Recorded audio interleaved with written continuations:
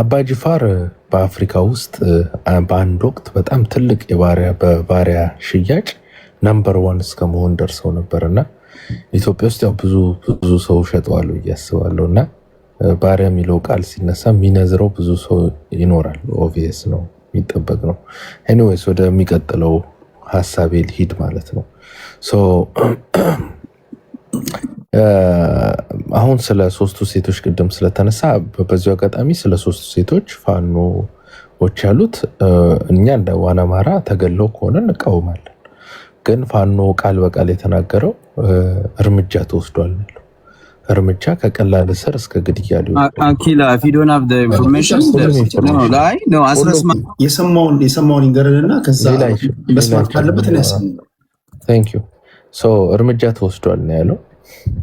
እርምጃ ከማሰር እስከ መግደል ሊደርስ ይችላል። ስለ እርምጃ ነው የተናገረው። ነገር ግን ቢቢሲ አማርኛ የመንግስት ሰዎች ናቸው፣ ኦልሬዲ ዶሚኔት አድርገውታል። ከዚህ በፊት ኢንተርቪው ሁሉ ጠይቀናቸው በአማራ ጉዳይ ላይ እንዳለ ያቀርቧቸው የኦሮሞ ኦፒኒየን ሜከሮችን የብልጽግና ኦፒኒየን ሜከሮችን አቅርበው ከአማራ ሳይድ እንኳን የስቶሪውን ሁለት ሳይድ ይሄ በሰላሌ ጉዳይ የኦሮሞ ልጅ አንገቱ ተቆርጦ ተገኘ ሰምቲንግ የሚል ፋኖ አንገቱን ቆረጠ የሚል ህዝብ ለህዝብ የሚያጣላ ኬዝ ላይ 3 የኦሮሞ ኦፒኒየን ሜከሮችን አስቀምጠው ፋኖ ነው ያረደው ተብሎም በተሰጠ ጊዜ እኛ ኮሙኒኬት አድርገናቸው ነበረ። በአጋጣሚ ሆኖ አብዛኞቹ ከላይ ያሉት በብሔራቸው ኦሮሞ የሆኑ ሰዎችን አግኝተናል። ያንን የቢቢሲውን የመጀመሪያውን አንብቤዋለሁ። ጽሁፉ ላይ ተገደሉ ብሏል። ቃል በቃል ግን ፋኖ ገድያለሁ ብሎ የተናገረበት አንድም መረጃ የለም። በድምፅ አንድ ነው መግለጫ የተሰጠው። 3ቱ ልጆች አስቀምጠው እርምጃ ወስደናል ነው ያሉት። ኦኬ እርምጃው ምን ይሁን ግን ማንም ሰው አያውቅም። ስለዚህ ፋኖ መጥቶ ገድያለሁ ቴዲ ይሄንን እንዴት ነው የምትሰማው? አይ ዶንት አንደርስታንድ። ይሄ እርምጃ ምን ማለት ነው? በጽሁፍ ነው የተቀመጠው። እርምጃ ግድያ አይደለም። ይሄ አልሰማው ይሆናል። አስረስ ማረ ዳምጤ በማንኛውም ወታደራዊ ስፓይ ተግባር ስለላ ውስጥ የተገኘው ወታደራዊ እርምጃ ማለት ግድያ ማለት ወታደራዊ አይደለም። መራሮች ወይም ታጋዮች እርምጃ ተወሰደባቸው ተብሎ እስካሁን ድረስ በእስር ያሉ እኛ ራሱ ድምጽ የምንሆንላቸው ብዙ ሰዎች አሉ። ብዙ ሰው እርምጃ ሲባል ተገደሉ ብሎ ብዙ ተላቅሶ እናትየዋ ወጣኩ በቢቢሲ እናትየዋ አልቀሳለች። ምን ሆነ ነው አንተ እኮ ቀብራቸው ተፈጽሟል። የተወለዱበት በራቸው ላይ ነው የተገደሉት። አስረስ ማረ ዳምጤም ይሄንን ተናግሯል። አኪላ ቢቢሲ የጻፈውን ያነበበ እንግዲህ አስረስ ማረ ዳምጤን አልሰማ ይሆናል ምናልባት እንጂ ልጆቹ የቢቢሲ ያነበቡት ልጆቹም በአካል ተይዘው ቁጭ ብለው ታስረው ታይተዋል። ስለዚህ በሚኖሩበት በር ላይ የሚገደሉበት ቻንስ ሬር ወይም ዜሮ። ይሄ መረጃ በስነ ስርዓት ተጣርቶ እስኪመጣ ድረስ አቋም ቢቢሲ ይዞ ስለመጣ ሁሉም ሰው አቋም ይዞ መጥቷል። ግን አይ ዶንት ቲንክ ማንም መረጃ ማምጣት እንደማይችል እርግጠኛ ነኝ። መገደላቸው ነው? አዎ መገደላቸውን የሚያሳይ ምንም መረጃ የለም። እሺ እኔ ያሰማለሁ። ፋኖች 1650 ሴቶች ራሱ ሊያውም ይሄኛው ቢቢሲ እንግሊዘኛ ነው። ቢቢሲ አማርኛ በመንግስት የተገዛው ሳይሆን ቢቢሲ እንግሊዘኛ 2650 ሴቶች በመከላከያ ሰራዊት መደፈራቸውን ተጽፎ አንድም ሰው ስለዚህ ሲያወራ አልሰማንም። ከ2650 ውስጥ ስንቱ ህይወታቸው እንዳለፈ፣ ስንቱ ራሳቸው እንዳጠፉ፣ ስንቱ እንደተሰደዱ እንግዲህ ቤት ይቁጠር። ማንም ሰው በዚህ ላይ ያወራ 3 ቨርሰስ 2650 እነዚህ 3ቱ ሰለሉ ምናሉ ተብሎ ነው። የኃጢአት ትንሽ የለው። የ2650 ሴቶች ግን ምንም ያላረጉ ሴት በመሆናቸው ምክንያት እድሜያቸው ከ8 እስከ 60 የሚሆኑ ዓመት የሚደርሱ ሴቶች ቢቢሲ ባጋለጠው ከ400 የጤና ኬላዎች በሰፈሰበው ዴታ ይሄ ሁሉ ሴት ተደፍሮ ወንጀል ተፈጽሞባቸው በዚህ ውስጥ የተገደሉ ብዙ አሉ። ራሳቸውን የሚያጠፉ ያበዱ የተሰደዱ ብዙ አሉ። ይሄንን ማንም ሰው ማውራት አይፈልግም። እስኪ ስማ ይሄን አንድ አኪላ ጎ ሄድ ኃላፊ የሆኑት ደምሴ አለኸኝ የሰላምና ጸጥታ ኃላፊ የሆኑት ደምሴ አለኸኝ 3ቱ ሴቶች በቀን ስራ ላይ የተሰማሩ እንደነበሩና ባለፈው ማክሰኞ ከተገደሉ በኋላ አስክሬናቸው ተጥሎ መገኘቱን ለባልደረባችን አማኑኤል ይልቃል ነግረውታል። ብዙዎቹ በቀን ስራ የሚተዳደሩ ናቸው እና አሰሯቸው። ካሰሩ በኋላ ሲያሰቃዩቸው ቆዩና መጨረሻ ላይ ነው ገለው የጣሏቸው ሜዳ ላይ። መቼ ነበር እንደው የታሰሩት ወይም የተወሰዱት? ከቤታቸው የተወሰዱ ነገር ግን የተወሰዱበትን ወቅት ቢያንስ 1-2 ሳምንት 3 ሳምንት ድረስ ይሆናል። ቀኑን ይሄ ነው ግን አላውቀው። ነገር ግን እስከ 3 ሳምንት የሚሆን ጊዜ ነው ያሰሯቸውና ከዛ በኋላ በ21 ነው በጥይት ገድለው በአሰቃቂ ሁኔታ ገለው ጣሏቸው። ተለያዩ ሁሉ ድርጊቶችን ፈጽመውባቸዋል። በምን የተረጋገጠ ነው እንዲያስገድደው መድፈሩ? በሕክምና ነው ወይስ እንዴት ነው? አዎ በመጀመሪያም ያው ተኩስ ስለነበረ በወቅቱ ወዲያው እንደተጣሉ ይደን የሐኪሞችን ይዘን ይደን ነበር። ከዛ በኋላ የተፈጸመ ድርጊት ካለ ምናምን በሚል ነው አስቀድመን ይዘናቸው ሄድን። ከዛ በኋላ ይዘናቸው ከሄድን በኋላ ያለውን ናሙና ወሰዱ። ልጆችንም ከፋፍነው ምናምን አነሱ። ከዛ በኋላ ሲታይ ያው እንደዚህ አይነት ነገሮች እንደፈጸሙባቸው ነው መረጃዎችም የሚያመላክቱት። የሚንቀሳቀሰው ታጣቂ ቡድን ፋኖ በሴቶቹ ላይ ግድያውን መፈጸሙን አምነዋል። የቡድኑ ቃል አቀባይ አስረስ ማረ ዳምጤ ሴቶቹ ለመንግስት ሲሰልሉ የነበሩ ናቸው ብሏል። የአማራ ፋኖ ብሔራዊ ኃይል ቴዎድሮስ ዕዝ 206ኛ ኮር ውስጥ በሚያደርጋቸው ወታደራዊ እንቅስቃሴዎች ያው ለጠላት የስለላ ስራ ሲሰሩ የነበሩ 3 ሴቶች በትክክልም የጠላት የመረጃ ሰዎች መሆናቸውና ሰላይ መሆናቸው ተረጋግጦ 3ቱም ላይ እርምጃ መወሰዱ በኮሩ የተቀመጠው መግለጫ ድርጅቱን ጭምር የሚያውቀው ነው ማለት ነው። በዓለም አቀፍ የጦርነት ህጎችን ብንመለከት ኦልሬዲ ሰሬንደር ያደረገ ወይም እጅ የሰጠ አካል ላይ ግድያ መፈጸም የጦር ወንጀል በሚያስብል ሁኔታ እርምጃ ለሚለው ጥያቄውን ድጋሚ ላሰማችሁ። ያደረገ ወይም እጅ የሰጠ አካል ላይ ግድያ መፈጸም የጦር ወንጀል በሚያስብል ሁኔታ የሚያቋቁም እንደሆነ ይነሳል። በተለያዩ ለምሳሌ በትግራይ ጦርነትም ጊዜ በነበሩ ሁኔታዎች እንደዚህ አይነት ወንጀሎች ተመሳሳዮች ተጠቅሰው ተመልክተናል። ሰሪ እንዲያደረጉ ወይም የተማረኩ የተያዙ ሰዎች ላይ ግድያ መፈጸም የእናንተ ድርጊት ይህንን ነው ብላችሁ አታስቡም? የጦር ወንጀል በምርኮ የተያዘ ሰው በውጊያ በተኩስ ልውውጥ መሃል በፈቃደኝነት እጁን የሰጠ ሰው ሲሆን ነው።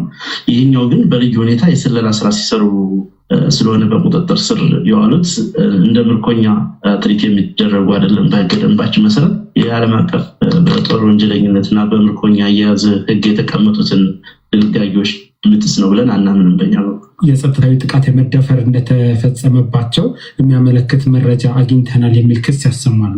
ይህ እንግዲህ ያው የፋኖን ስም ለማጥፋት ያገዛዙ ሰዎች የሚናገሩት ነገር ነው እንጂ ሐሰተኛ ነው። ለምን መሰለ? አንደኛ ነገር ከዛ በጣም በርካታ ህዝብ የሚኖርበት አካባቢ ነው። በእድሜም በአጠቃላይ ሁኔታም እነዚህን የሚመስሉ በርካታ ህዝብ ያለበት ቦታ ነው። ከእነኝህ መካከል በምን ምክንያት መርጦን እነዚህ ላይ እርምጃ ልንወስድ የምንችልበት አንዳችም የተለየ ምክንያት የለም። በትክክል በማስረጃ የተረጋገጠ ነው። የደረሰባቸው ጾታዊ ጥቃትም የለም። መግለጫውን ቃለ ምልልሱንም የሰጡት በነፃነት ያለምንም አስገዳጅነት የተሰጠ መረጃ ነው። በትክክል የስለላ ስራ የሚሰሩ መሆናቸው ተረጋግጦ ነው። ሴቶቹ ከተገደሉ በኋላ በታጣቂ ቡድኑ የማህበራዊ ሚዲያ ገጽ ላይ በተጋራ ቪዲዮ ላይ ከ3ቱ ሴቶች መካከል አንዷ በመንግስት ባለስልጣን ታዛ መረጃ የማሰባሰብ ተግባር ላይ ተሰማርታ እንደነበር ስትናገር ይሰማል። ይህንን በተመለከተ ጥያቄ የቀረበላቸው የወረዳው የሰላምና ጸጥታ ኃላፊ አቶ ደምሴ ይህን ብለዋል። ነባ ያው አንዳንድ ጊዜ መቼም የዱላ ብዛት ስለደረሰባትና በጣም እንግልት አሰቃቂ የሆነ ድርጊቶች ስለተፈጸመባት ከዚያ ፍርሃት አንጻር ነው እንጂ ከኛ ጋር ምንም ግንኙነት የሌለ የማናቃቸው ከመንግስት አካል ጋርም ግንኙነት የሌላቸው ነገር ግን ልጆቹ ግን ሞተው ብቻ እና አካባቢያቸውን በመረጃ ጣርተን ስና አካባቢውን ከማወቅ ውጭ ተልዕኮ ሰጥቶ ያስተባራቸው ሰው የለም። ሲቀጥልም ልጆቹም ከደረሰባቸው በደል አንጻር ነው እነሱ ለሚዲያ ፍጆታ የሚልን አምነዋል ብሎ እንዲናገሩ ያደረጓቸው እንጂ ከዚያ ውጭ በእነሱ አንደበት ግን ምንም የመንግስት ተልዕኮ ሰጥቶ ያስተማራቸው ሰዎች አይደሉም። ባይ ዘ ዌይ ያው ትልቁን የመረጃ ምንጭ ሆኖ እዚህ ላይ የቀረበው የአካባቢው የጸጥታ ዘርፍ ኃላፊ ነው። በጣም የሚገርመው ይሄ የጸጥታ ዘርፍ ኃላፊ አስክሬን ተደፍሯል አልተደፈረም የሚል የፈተሸ በህይወት የሞተን ሰው መፈተሽ ችያለሁ ብሎ ነው እንግዲህ ያወራው። ያው እንግዲህ ስም የማጥፋት ነው። ነገር ግን ይኸው የጸጥታ ዘርፍ ኃላፊ 2650 ሴቶች ተደፍረው በአካል ሄደው ሆስፒታል ድረስ መደፈራቸውን ሲናገሩ ግን የነሱ መደፈር አያውቅም። ኦኬ እንግዲህ ከ400 ጤና ኬላዎች መደፈራቸው ታውቆ ወደ ፖሊስ ማስረጃ የተጻፈለትን አንድም ፖሊስ ለማጣራት አልሞከረም። የኢትዮጵያ መከላከያ ሰራዊት ጥያቄ እንኳን ከቢቢሲ እንግሊሽ ጥያቄ ሲቀርብለት ጥያቄ አልመልስም ብሎ ነው የዘጋው። ኦኬ ነገር ግን በህይወት የሌለ ሰው አስክሬኑ የተጣለ ሰው ተደፍሯል አልተደፈረም የሚል ቼክ አድርጌያለሁ ይላል። አንደኛ በጣም ውሸት ነው። ምክንያቱም ማህበረሰቡ አስክሬን ካገኘ በኋላ ሰጥቶ ራሱ ሊያስመረምርም አይችልም። መገደላቸውን አምናል አላመንክም? መገደላቸውማ ያው እንግዲህ ተናግሯል አስረስ። ለሱ ላይ ሀሳቤን ይሰጣል። ነገር አሁን ስለመደፈራቸው ዋናው መገደላቸው ነው። በሜዲካል ሪፖርቱ ላይ ሀሳቡን ይስራ። አሁን በጣም ሰውየው ነገሩን ለማግነን ፈልጎ መደፈር አለ። ነገር ግን በጣም የሚያስቀው እና የሚያሳፍረው 2000 እዛው ክልል ላይ 2650 በኢትዮጵያ መከላከያ ሰራዊት መደፈራቸውን 400 የጤና ኬላ ሰዎች አረጋግጠዋል። ለዚህ መልስ አልሰጠም ወይም አንድም መረጃ በውይይት መድረኮች ላይ ሰምተን አናውቅም። ፖሊስም ሲያወራ ሰምተን አናውቅም። አማራ ክልል ያለ አመራርም ሲያወራ ሰምተን አናውቅም። ነገር ግን ለዚህ ጉዳይ ሲሆን ግን ተደፈረ ብሎ ለማውራት በጣም ቸኩሏል። ሁለተኛው እነዚህ ልጆች የፈጸሟቸው ወንጀሎች ሊኖሩ ይችላሉ። ለምሳሌ በድሮን ያስደበደቡት አካባቢ ካለ ሰራዊት ከተመታ ለማስተማሪያ ወይም ጠላትን ለማስፈራሪያ የራሳቸውን እርምጃ ሊወስዱ ይችላሉ። እንደ ዋና አማራ ባይገሏቸው ቢያስሯቸው ጥሩ ነበር ብለን እናስባለን። እነሱ ግን ከደረሰባቸው ዳሜጅ አንጻር ለምሳሌ በድሮን ብዙ ሰራዊት ተመቶባቸው ሊሆን ይችላል። እነዛ ሰዎች ምክንያቱም እናውቃለን ምን አይነት ሰዎች መረጃ እንደሚሰጡ በቂ ማጣሪያ አድርገው የራሳቸውን ውሳኔ ወስነው ሊሆን ይችላል። አስረስ እንግዲህ ያስቀምጠው በህገ ደንባችን ላይ ይሄ ወንጀል በዚህ ያስቀጣል ብሎ ኦልሬዲ እዛ ጋር አስቀምጠዋል ማለት ነው። የራሳቸውን ውሳኔ ወስነው። በዚሁ አጋጣሚ በጦርነት ላይ ሴት ወንድ የሚባል ነገር የለም። ኦኬ እድሜው ብቻ ወጣት አይሁን እንጂ ወይ እድሜው ለጦርነት ያልደረሰ አይሁን እንጂ የአሜሪካ ሰራዊት በአፍጋኒስታን አንዴ ቃል ምን አልከኝ? አንዴ ቃል እንዴ መቼ ተናገሩ? አብዛኛውን አጠቃላይ 7 ደቂቃ ነው። አዲስ ታይምስ እንደው 8 ደቂቃ ነው የተጠቀመው። እኔ 3 ደቂቃ ነው ያወራሁት። ከዛ በኋላ አሁን 1 ደቂቃ ተጠቅሜያለሁ። እንግዲህ በአፍጋኒስታን ያየነው ነው። የአሜሪካ ወታደር ሂጃብ የለበሰች ሴት ቦምብ ታጥቃለች ብሎ ሲያስብ ሩልስ ኦፍ ኢንጌጅመንት አያግደውም፣ በፍጥነት እርምጃ ይወስድባታል። ስለዚህ እነዚህም የራሳቸው ሩልስ ኦፍ ኢንጌጅመንታቸው ነው የሚወስነው። በሩልስ ኦፍ ኢንጌጅመንታቸው ላይ እርምጃ የመውሰድ ሲሰጠናል ህገ ደንባችን ብሏል። ከዚህ በፊት እንግዲህ እነዚህ ሰዎች ሰው ገለው ሲጥሉ ታይቶ አይታወቅም። ይሄ አዲስ ዩኒክ ነገር ነው። ይህን ያደረጉት እነሱም የተለየ ነገር ስላጋጠማቸው ሊሆን ይችላል። ይሄ ነገር ተደጋጋሚ ቢሆን እንደ 2650 ሴቶች ተደጋጋሚ ቢሆን ኖሮ ፋኖ ላይ ለምሳሌ ጣታችን መቀሰር እንችላለን። ይሄ ግን ተደጋጋሚ አይደለም። ሊያውም ይሄንን ነገር በድፍረት ነው ያወሩት። ያ ማለት ለሌላውም የመንግስት ተላላኪ ወይም በድሮን ለሚያስመታ ሰላይ በስነስርዓት መማሪያ እንዲሆን አድርገው ነው በአካባቢው ላይ አስክሬናቸውን ራሱ የጣሉበት ምክንያት ለማስተማሪያም በሚሆን ጭምር ነው። ከዚህ በኋላም ሌላ እርምጃ እንዳይወስዱ እጃቸው እንዳይጠመዘዝ ያደረጉበት ነው። ይሄ የአሜሪካ ሰራዊት የሚያደረገው ነገር ነው። በየትኛውም ምንድነው የዋር ክሪሚናል ኮርት ውስጥ አልተጠየቁበትም። ቢኮዝ ሊያጠቃህ የመጣ ወይም አደጋ የጣለብህ ኃይል ስለሆነ ማለት ነው። ኦኬ እና የራሳቸው ያስቀመጡት ነው። ነገር ግን 2650 ሴትን ሲደፍር የነበረው መከላከያ ተደጋጋሚ ወንጀል በ400 የጤና ኬላዎች ላይ መረጃ መጥቶበት ለመረጃው ላይ ምንም አይነት ሪስፖንስ ያልሰጠው የአማራ ክልላዊ መንግስት እሱን ነው እንደውም በጣም ተሰብስበን መጠየቅ ያለብን። እኔ ማስበው አሁን ቅድም አንድ ወንድማችን ስሙ እንደው መጥራት ካለበት ነበር እንዳስቀመጠው አይ ቲንክ ለህዝቡ ኬር አይደረግም። አሁን ከዚህ በፊት ቲፒኤልኤፍን ታገያለሁ። ቲፒኤልኤፍን ሳይሆን ትግሬን ነው የታገለው። ቢኮዝ የትግራይ ኢሊቶች ወንጀል ሲፈጽሙ የሚከፋው የኦሮሞ ኢሊት በድሮን ህዝብ ሲጨፈጨፍ ከ1.5 ሚሊዮን በላይ አማራ ሲያፈናቅል የትግሬን ህዝብ ሲቀጠቅጥ ጁንታ እያለ ሲያሳድድ የማይደንቀውና ለዚህ መንግስት የሚደግፍ ከሆነ ጥላቻው ከትግሬ ህዝብ ነው። አለቀ። አሁንም ከአማራ ህዝብ ነው ማለት ነው። 2650 ሴቶች ሲደፈሩ ዝም የሚል ኃይል 3 ሴቶች ሊያውም በከባድ ወንጀል ተከሰው ሪዝነብል ዳውት መስጠት በሚቻል መልኩ ለተደረገ ነገር ሚጮ ከሆነ ጥላቻው ከአማራ ነው ማለት ነው። ለሴቶች ታስቦ አይደለም። ፖለቲካው አዋጪ ስለሆነ ብቻ ልክ የአማራ ክልሉ የወረዳ አስተዳደር ለፖለቲካ በሚመቸው መልክ የሴቶችን አስክሬን ብልት ከፍቶ ተደፍራለች አልተደፈረችም ብሎ ቼክ እንዳደረገው ውሸት ነው፣ አላደረጉም። በአካል ሄደው በእግራቸው ተራምደው ተደፍር ያሉ ሴቶች በየጸበሉ ወድቀው ላሉ ሴቶች ግን መፍትሄ ያልሰጠው የአማራ ክልላዊ መንግስት ለሴቶቹ አስቦ ሳይሆን ፖለቲክስ ነበር። ይሄ ኦልሶ ሪዞኔስቱ አክቲቪስት ነን የሚሉ ቅድም አሁን ትግሬ ጠል ሊሆኑ በቅርቡ ደግሞ አማራ ጠል ሊሆኑ አዲስ አበባ ላይ ስልጣን የሚመኝ የትኛው ከአዲስ አበባ ቅጥር ዙሪያ ወይም ከኦሮሞና ከደቡብ ውጭ ያለ ሰው ሲመጣ የሚጠላ ኃይል ለኢትዮጵያም ለፍትህ ቆሜያለሁ ብሎ ያስባል። ያ ውሸት ነው። ወንድማችን የት ነበር? ትግሬን ነበር ስታገል የነበረው። ቴንክ ዩ ቤት ህግ ቢሆን ስሙ የተጠራ ሰው ከብሔር ጋር ጋጭቶኛል። ይሄ ሰው ልመጣላችሁ ነው። ይሄ አማራ ሆንክ፣ ኦሮሞ ሆንክ፣ ስልጤ ሆንክ፣ ትግራይ ሆንክ፣ ቴዲ ቤት ስትመጣ ጸጥ ብለህ ምሳሌ ሂስን የምትውጥበት ነው። ቢመርህም ቢጣፍጥህም ሂስ አይደለም። ይሄ ለአንተ አይደለም። ተመጣጣኙን ግን ራስን እንድትከላከል እድል ሰጥሃል። ብቻ በጨዋ ደንብ ይሁን። ዋና እነዚህና በመሰል ጉዳዮች ላይ 5 ደቂቃ መድባለሁ። ከየት ነበርክ ጀምራለሁ። የት ነበርክ ነው ተረኛው ነው። 6 ደቂቃ ላድርግላችሁ። የት ነበርክ? ወደ አንተ መጥቻለሁ። 6 ደቂቃ አለሁ ወንድሜ። እሺ፣ እኔ ፐርሰናል ላለማድረግ ነው ሞክረው። አኪላ የተናገርከው በጣም ፐርሰናል ነው።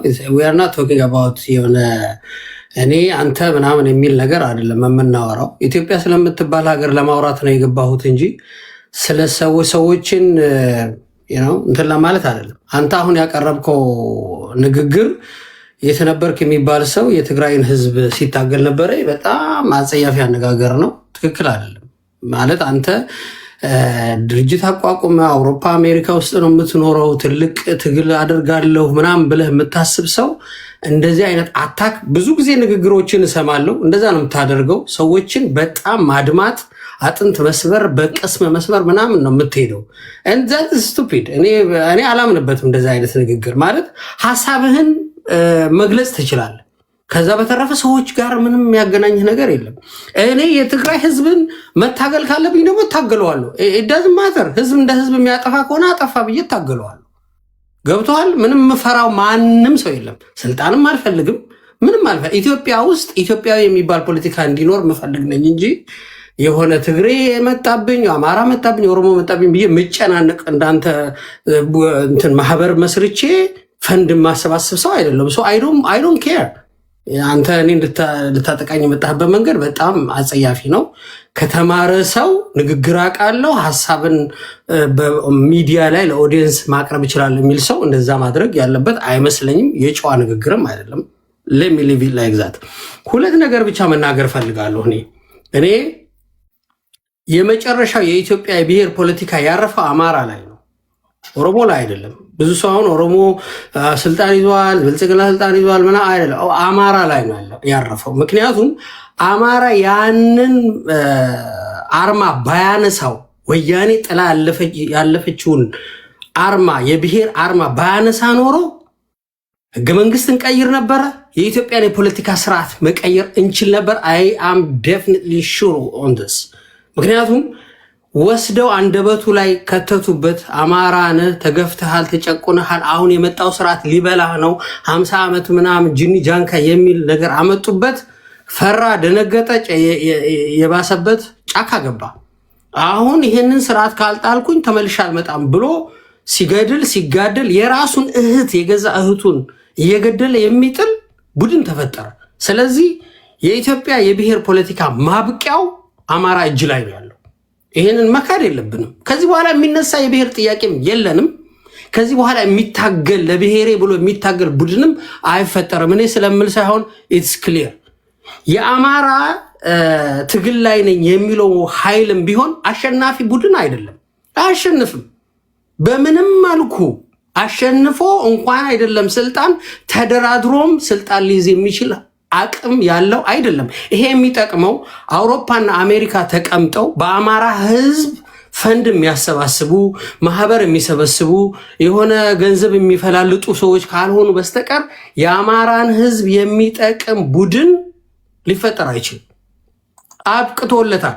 እነዚህ ሰዎች ዛሬ አሜሪካን ውስጥ ተቀምጠው ይህንን ስራ የሚሰሩ ሰዎች ዶናልድ ትራምፕን ይመለከታሉ። ዶናልድ ትራምፕ ከሀገሩ አልፎ የሰው ሀገር መሪ አንቁ አምጥቶ ለዛች ሀገር ነዳጅ ለሀገር ያመጣለሁ ብሎ ግሪንላንድ ለምትባል ሀገር እንደገና ተጨማሪ ግዛት እፈጥራለሁ ብሎ የሚታገልባት ሀገር ውስጥ ተቀምጠው አማራ እንትና፣ ትግሬ እንትና፣ ኦሮሞ እንትና የሚል ጭቃ ቆሻሻ ጨዋታ የሚጫወቱ ፈላጮች ወይ ተምሮ ራሳቸውን አለወጡ ወይ የሚሰሩትን ስራ አሳዩን። ሁልጊዜ አማራ መጣብህ። they have been there for like 20-30 years ago ከሀገር ከወጡ። ነገር ግን አማራ እንዲተደረገ አማራ አላያችሁትም፣ አልነበራችሁም። እና ከዛ እንኳን መማር የማይችሉ ሀገራችንን ማሸጋገር የማይችሉ እኔ አማራ፣ ትግሬ፣ ኦሮሞ አሸነፈ አላሸነፈ የራሱ ጉዳይ እኔ አይመለከተኝም። አንተ እኔን ልታጋጨኝ ምናምን ከኦሮሞ ኢቭን አሁን ስልጣን ላይ አማራ እኮ ምንም ስልጣን የለውም። ትግሬ ምንም ስልጣን የለውም። ትግሬን ይጠላል ብትለኝ ምንም ሊፈጥርብኝ አይችልም። ኦሮሞ ዛሬ ብረት የያዘ የምትለው እንኳ ብትናገረኝ አልፈራውም። ምክንያቱም የእኔ ጉዳይ ከብሔሮቹ ጋር ሳይሆን ኢትዮጵያ ውስጥ ሊመጣ የሚገባው ናሽናል ኢሹ ስላለኝ ነው። ሀገራዊ የሆነ የእኔ የምንለው የእኛ የምንለው ነገር አንተን ጨምሮ በጋራ የምንሰራበት ወጣቶች ወደፊት መጥተው ደግሞ እየመጡ ነው። በነገር ላይ የአንተን እንደዚህ አይነት የሆነ ዝባዝንኬ ንግግር የሚሰሙ ሳይሆኑ የአንተን የእንትን አማራ የእንትና ኤ አማራ ቢ አማራ ሲ አማራ ምናምን በላይ የምትመድበው ቆሻሻ ፖለቲካ የሚሰሙ ሳይሆኑ በራሳቸው እጅ እግር የቆሙ ይኸው ሶሻል ሚዲያ ላይ እያየናቸው ተመልከት። እርስ በርሳቸው ሲረዳዱ እንመለከታቸዋለን። ወደፊት ሲመጡ የብሔር ፖለቲካ ጭራሽ የማይገባቸው አንደርስታንድ የማያደርጉ ዜጎች እየተፈጠሩ ነው። አያም ቬሪ ሹር እነዚህ የምንፈልጋቸው ነገሮች ይመጣሉ። ሶ ሊበቃ ከተገባ ይብቃ። በቃ አንተ ወደ ስራ ተመለስ፣ ወደ ትምህርት ተመለስ፣ ራስህን ቻል፣ ራስህን ችለህ ኑር። የምትታገልለት የሆነ ቡድን አስኳል የለም፣ ቅርፊት የለም። ኢትዮጵያ ስለምትባል ሀገር ደግሞ መነጋገር ካለብን በሰፊው ፊት ለፊት እየተያየን መነጋገር ያለብን ይመስለኛል። ዩኤስ እና ዩሮፕ እየኖራችሁ ዩኒፋይድ የሆነ ካንትሪ ውስጥ ቁጭ ብላችሁ ጥቅማቸውን እየበላችሁ እና እየጠጣችሁ ኢትዮጵያን ግን የምትከፋፍሉ ሰዎች ፕሊዝ እንደው እንደዛ ላለ ብዙ ማውራት አልቻልኩም። እንሄዳለን። ቴንክ ዩ። አንድ እድል አለ እግዚአብሔር ቢፈቅድና በህይወት ብንኖር። ቅድስቴ ይቀይራኛለች። ቴዲ እኔ ነበርኩ መሰለኝ። እናንተ ሰዎች ትደዋወላላችሁ እንዴ? አዎ እንደዋወላለን። ኔትወርክም ስለሌለ ቤት አወርታችሁ ከአንድ ቤት ነው የምትገቡት? እሺ አዎ እናመሰግናለን ወንድማችን ቴዲ። ያው አማራ ኪላ በየቤቱ ብዙም ብንሻኮትም ድንቅ የሆነ አማራን ይወክላል ከምላቸው ልሂቃን አንዱ ነው። አንድም ጠብ የሚል ውሸት አልወራም። አሁን ወንድማችንንም ሲሆን እጅል ፋክት ስቴት አድርጎ ነው መንግስት ጁንታ እያለ ንጹሃን ትግሬን ሲለቅም በደል ሲደርስ የትግራይ ህዝብ ላይ እንትን ሲደርስ ካልታገልክና ካልታየህ መጀመሪያም የታገልከው ወያኔን ወይ ህወሓትን ሳይሆን ትግሬን ነው ያለው። ሀቅ ነው። ፋክት ስቴት አድርጎ ነው እንጂ የነገረው የጨመረው የቀነሰው ነገር የለም። እና አማራ ኪላ ማለት እኮ እንዲያም አይ ህወሓትን ሲቃወሙ ጽንፍ ረግጠዋል ተብሎ በአንታይ ትግሬነት የሚከሰሱ ሰዎች ናቸው። ግን ከሀቁ ወደ ጎን ወደዛ ወደዚህ የማይወሰልት ወንድማችን ነው እና ትክክለኛ ነገር ነው የተናገረው።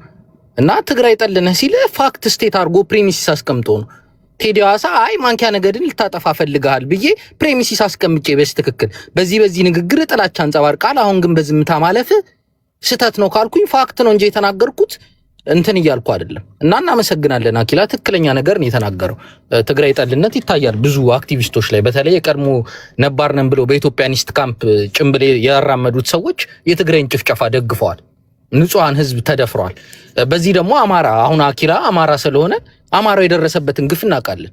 ከሻዕቢያ ጋርና ከጎረቤት ሀገራት ጋር አሰባስቦ ሄዶ ገፍሮ ገብቶ ደፍሮ ገሎ ድንበር ከፍቶ ለቆ እስከ ደብረ ሲና ድረስ ነው የመጣው። የህወሓት ጦር እናቱ የተገደለችበት እቱ የተደፈረችበት ቂም የያዘ ጦር አማራ ላይ ነው የተወጣው።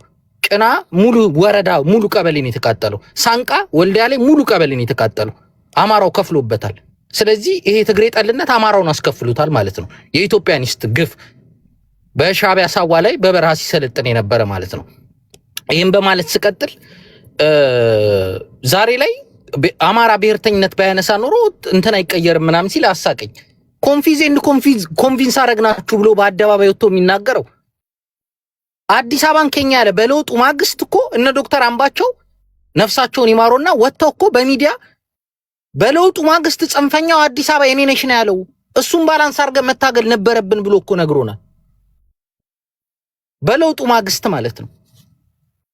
በለውጡ ማግስት አዲስ አበባ ከኛ ነው ያለው። በለውጡ ማግስት ፌደራል መንግስት ባለበት ሀገር ከተማ መስተዳድርና መዘጋጃ ቤት ሙሉ አጣዬ ከተማ ነዳለች እኮ ሙሉ። ከዛ በአሚኮ እንግዲህ በመንግስት ይቆጣጠራል ተብሎ በሚታሰብ ቲቪ ላይ ወጥተው ነዋሪዎቿ መሳሪያ ሲመለስላቸው ነበር ለጽንፈኛ ወታደሮች፣ ጥቁር ወታደሮች መተው ያቃጠሉን እያለ እኮ ነው። ስለዚህ ጽንፈኛ የሆነ የኦህዴድ የኦሮሞ ብሔርተኛ እያለ ኦሮምኛን ፌደራል ቋንቋ አረጋለሁ አማራ የሚወክለውን ስለንቦናና ሰንደቅ ዓላማ አታረጉም ትፈናቀላላችሁ ብሎ ጽንፈኛ የሆነ ኦሮሞ እንደሆነ እኮ እያወቀን ነው እኛ ወተን ከሐስከፈ ከጫፍ ምንድነው መረብ ወንዝ እስከ ቦረና እስከ ኬንያ ድንበር የኢትዮጵያ ሕዝብ ይዞ ወጥቶ የተቀበለበትን ባንዲራ ዛሬ ወንጀል አድርጓል። አረንጓዴ ቢጫ ቀዩ ኦሮሞ መሆኑን አውቀን አሸሻ አብይ መጣ ከመሻ ያለውን ሕዝብ ኦሮሞ ጠል ነው የአዲስ አበባ ሕዝብ ብሎ የህዝብ ግጭት ሶሻል ኮንትራክት የሚበጥስ መንግስት እኮ ነው። ጽንፈኛ የኦሮሞ ብሔርተኛ ስለሆነ ነው እንጂ አንተ የምታስበውን ህልም ያልተሳካው አማራ ብሔርተኛ ስለሆነ አይደለም። አንተ ያልከው የአርባ ጉጉ የጨለንቆ ምናምን በደልማ ሀቅ ነው፣ ፋክት ነው። እኛ ግን ኦሮሞ መሆኑን አውቀን ተቀብለነው ነበር። ኢትዮጵያን ጌዶ፣ ሽናሻው፣ አማራው፣ ትግሬው ምኑ ጽንፈኛ ብሔርተኛ ሆኖ አረፈው። በለውጡ ማግስት አዲስ አበባ የኔ ነች አለ። አጣዬ ማቃጠል ጀመረ። የተስፋፊ ካርታ ይዞ መምጣት ጀመረ። በጠቅላላ የመንግስት ቢሮን እሱ እንግዲህ ቴዲያችን የምታስታውስ ከሆነ ማንኪያ ነገዶች አስተውላችሁት ከነበረ የህዝብ ተወካዮች ምክር ቤት ላይ የትግሬ ጀነራሎችና ኮሎኔሎች ስም እየዘረዘረ ከመካከለኛው መኮንን ይሄን ያክል ፐርሰንት፣ ከከፍተኛ መኮንን ይሄን ያክል ፐርሰንት፣ ከጀነራሎች ይሄን ያክል ፐርሰንት ትግሬ ነው ብሎ ነግሮን ነበር። ዛሬ ላይ እሱ ዳታ ቢሰራ ጉድ ብለህ አፍን ትይዛለህ። በጠቅላላ የአንድ ብሔር ነው በጠቅላላ። እኔ ትላንት እሱ የሰራውን ዳታ ነገ ሲያልፍ እኔ ላይ ይሰራል ብሎ እንኳን አያስብም። የመከላከያ ደህንነት ጀነራል ስትል ጌታቸው ጉዲና፣ እታማጆር ሹም ስትል ብርሃኑ ጁላ፣ ምናምን ስትል ፈይሳ እንትና፣ ምናምን ስትል ገመቹ እንትና፣ ምናምን በጠቅላላ የኦህዴድ ብሔርተኛ ጽንፈኛ እንዳለ ጀነራሎቹ ምኖቹ። መንግስት ቢሮ ስትሄድ አንተ አዲስ አበባ የመሄድ ዕድል ይግጠምህና ወንድማችን ቴዲ መኪና ለመግዛት ያብቃህና አዲስ አበባ ከተማ ትራንስፖርት ቢሮ ስትገባ ኦሮሚያ ቢሮ የገባ ነው ይመስል፣ በየወረዳው ስትገባ ኦሮሚያ ቢሮ የገባ ነው ይመስል። ጽንፈኛ ብሔርተኛ በመሆን በለውጡ ማግስት ቁማር በላም ብሎ እንግዲህ የወጣ ሊክድ የሆነ ቪዲዮ ነው ያያችሁት። ሊክድ የሆነ ቪዲዮ ላይ ስታዩ ብአዴን እንኳን አልተደናገጥንም፣ ግን የሚያሸብረው ወሬ አይደለም፣ ግን አዝነናል ምናምን ብሎ መግለጫ ወጥቷል። ያው ተላላኪው እንኳን መንግስት ማለት ኮንቪንስ አባይ ማዶ ሄደን ኮንቪንስ አርገን መተናል ምናምን ሲል እና ጽንፈኛ ብሔርተኛ ሆኖ ኦህዴድ ነው ብልጽግና ነው። እሱን ለመታገል ካፈርክ ትላንት ህወሓትን የህወሓት ብሔርተኛ ነው የህወሓት የበላይነት ነበር የትግሬ ብሔርተኛ ነው ብለህ ከከሰስክ አንተ ትግሬ ጠልነህ ማለት ነው። አንተም በውስጥ የሆነ ብሔርተኛ ነህ ማለት ነው። ለምን ለሌላው እንትን አልቆምክም? የህወሓት በደል ብቻ ታይቶ እንዴት የኦህዴድ በደል አይታይህም ነው? እና ወንድማችን የት ነበርክ? ክስ አይደለም እያቀሳሰርነህ ምናምን አይደለም። ትክክለኛ ትግራይ ጠልነህ ነው። አዲስ ታይም ስንመጣ ጎንደር ላይ ሰርጎ ገቦች ቡድኖች የተለያዩ አፈናና እንትን እያረጉ ህዝቡን ሲያማሩ በመሀት ሹፌር ሲገደል አይተናል። ስለ ጎንደር ስትተች መች ነው የምንሰማ? ቤት አማራ ላይ የተሰሩ በርካታ እንትኖች አሉ። ስለሱ ስትተች መች ነው የምንሰማ? እና አዲስ ታይም ስም ጎጃም ጠልነህ ብዬ እየጠረጠርኩ ነው። እርምጃ ተወስዷል ተብሎ መግለጫ የተሰጠው ምንድነው? ሲሰልል ከተገኘ በርካታ ዜጎች ከሞቱ ምንም እኮ ጥያቄ የለውም፣ እርምጃ ሊወስዱ ይገባል። ግድያ ካለ ግድያው ግዘናል እኛ። ግን ሰውየው ያለው ጠበቃው ያለው እርምጃ ወስደናል ነው። እንግዲህ ምናልባት በእዝ ሰንሰለት ግድፈት ይሁን በምን ይሁን ተገድሎ ሊሆን ይችላል። እሱ ነው በእንትኑ ዙሪያ እንከራከር ትርኩም እኮ አውግዘናል ነው ያልኩት። ግን ትግሉን ለማጠልሸትና አንድ ግሩፕ ኢንተረስት ነው አንድን ሰው ወደፊት ለማምጣት ወይ አንድን እንትን ለማምጣት የሚደረግ እንትን ነው። ስለዚህ አሁን ወንድም ያኪላ ስላስረዳ ልክ እሱ እንዳስረዳው በጅምላ የሚደፈርበት በጅምላ የሚጨፈጨፍበት እንደ መራዊ እንደ ደባርቅ ላይ ባለፈው እንደተካሄደው አይነት የጅምላ ጭፍጨፋ በሚካሄድበትና በሚደረግበት እንትን እንደዚህ አይነት ማይነር ኢንክሉዥኖች የሶስት ሰው ሞትና እንትን ከትግሉ እንትን ጋር ማነጻጸር ፌር ነው ብዬ አላምንም። ከዛ አንጻር ነው የማየው እና አመሰግናለሁ ወንድሞች። 30 ሐሳብ ላይ እኮ ችግር የለውም እኮ ሐሳብ ቢሰጥ። እኔም ለምሳሌ አሁን አንተ ያነሳኸው ሐሳብ ላይ ሐሳብ ሰጣሉና ይሄንንማ ልመደው። እኔው ቅድም አንተ ስታነሳው ከነበረው ነው መነሳት የምፈልገው። ይሄ የአማራ ብሔርተኝነትን በሚመለከት የገለጽክበት መንገድ ትንሽ ሚዛኑን የሳተ ይመስለኛል። ምክንያቱም የአማራ ብሔርተኝነት ዝም ብሎ አልተነሳም። ሐቁን ለመናገር ከብዙ በደል ከብዙ መንገላታት ከብዙ መከራ በኋላ ሚሰማው ያጣ ህዝብ ድንገት እኮ ነው የተነሳው። ህዝቡ ሳይዘጋጅ ነው ማኒፌስቶ ሳይጽፍ የት ሄጄ ነው እንዲህ አይነት ትግል ማደርገው ምናምን ሳይል በደል የገፋው ሰሚ ያጣ። ከዛ ደግሞ ቀደም ሲል በተለይ የበደኖውን እንደዚህ ምናምን ብለክ ስትገልጸው እኔ ሾክ እያደረገኝ ነበር። ምክንያቱም ያን አካባቢ በደንብ ስለማውቀው ማለት ነው። ሞት ምን እንደሚመስል በደንብ እናውቀዋለን። ቤተሰቦቻችን ያለፉበት ሁኔታ ነው እና የሚቃለል አይደለም። በግፍ ሰዎች የተገደሉበት የሰውነት ክብር የታጣበት በአንድ ጉድጓድ መቀበር ቤት ላዩ ላይ ዘግቶ መቃጠል በኢትዮጵያ ታሪክ ምን እንደሚመስል የታየበት ጊዜ ነው እና ያ በደል እንደ ተራ ምናምን የሚቆጠር አይደለም። እኔ ልቁኑ አንተ ካነሳኸው ሐሳብ መቃወምህ ይሄ አማራ ብሔርተኝነት ተገፍቶ እንዲመጣ ግን መንግስት ያደረገውን አስተዋጽኦ መናገር አልፈለግም። አድርጓል። የአማራ ህዝብ ለውጡን ተቀብሏል። እንደውም ትዝ ይልህ ከሆነ ጠቅላይ ሚኒስትሩ ሲመጡ በኦሮሞ በኩል ያሉት የኦሮሞ ብሔርተኞች አልተቀበሏቸውም ነበር። የአማራ ህዝብ ግን ደጀን ሆኗቸው ነበር ነው አገርን ያሻግራሉ፣ የተሻለ ስርዓት ይመጣል የሚል እምነት ስለነበረ የአማራ ህዝብ እውነት ለመናገር የመጀመሪያ ደረጃ ደጋፊያቸው ነበር። ግን ከዛ በኋላ የተፈጠሩትስ ነገሮች መንግስት ማድረግ የነበረበትን ነገር ባለማድረጉ የተነሳ እንደዛ አይነት ችግር ውስጥ እንድንገባ አድርጎናል እና እዛ አካባቢ የተፈጠሩ ነገሮችን ሙሉ ለሙሉ አጥፍቶ ከህወሓት በኋላ የመጡ ሰዎች ናቸው እንደዚህ ያደረጉት ምናምን ብሎ ማለት ትክክል አይደለም። መነሻ አለው። ትክክለኛ ኮዝ ይዞ ነው የተነሳው። ድንገት ነው ህዝቡ ወደዚህ አይነት እንትን ውስጥ የገባው። አይተ ከሆነ ወደዚህ ትግል ውስጥ የገባው ህዝብ በአጠቃላይ ኑሮውን ትቶ ስራውን ትቶ በቃ ከዚህ በኋላ የሚያስጥለኝ የሚያድነኝ መንግስት የለም ብሎ ሲያምን ወደዚህ አይነት ነገር ውስጥ እንዲገባ ተገዷል። ከዛ በኋላ የተፈጠሩትን ነገሮች ደግሞ ካልክ በዚህኛው በኩል በደንብ ኮንናቸዋለሁ። አንደኛ ልክ እንዲህ አይነት ነገር ሲፈጠር የጉዳዩ ባለቤት የሆነም ያልሆነም ሰው ግር ብሎ ገባበት። ጥቅማቸውን አስልተው የገቡ ሰዎች ነበሩ። እነሱ እስካሁን ድረስ የአማራ ህዝብ ትግልን አንቀው ይዘው ለግል ጥቅማቸው እየተጠቀሙ ያሉ ሰዎች እስካሁን ድረስ እንዳሉ እያየን ነው። በእነዚህ ሰዎች ምክንያት ትግሉንም ይዞ የተነሳው ወጣቱ ተበልቷል። ትግሉን የደገፈው የአማራ ህዝብም መከራ ከፍሏል፣ እየከፈለም ነው ያለው። የእውነት ደግሞ የአማራ ህዝብ ሞት፣ መፈናቀል በኋላም በስርዓት ውስጥ የመጣበትን መከራ ተቀብሎ እዛ ውስጥ ደግሞ እየታገለ ያለ ህዝብ መኖሩን መርሳት አያስፈልግም። ማለት ማቃለል አይቻልም። እንደሌላው ብሔርተኛ ቁጭ ብሎ ማኒፌስቶ ጽፎ ወይም የሚደርሰኝን የፖለቲካ ድርሻ ልውሰድ ብሎ ብቻ የተነሳ ብሔርተኝነት አይደለም።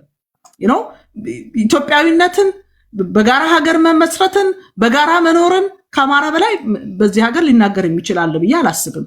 ምክንያቱም ኢትዮጵያዊነትን ለአማራ ልትነግረው አትችልም። ዘመኑን በሙሉ ወያኔ ሲታገል፣ ደርግን ሲታገል፣ ኢቨን የንጉሱን ስርዓት ሲታገል የነበረው አማራ ለኢትዮጵያ ሰላምና አንድነት ብሎ ነው።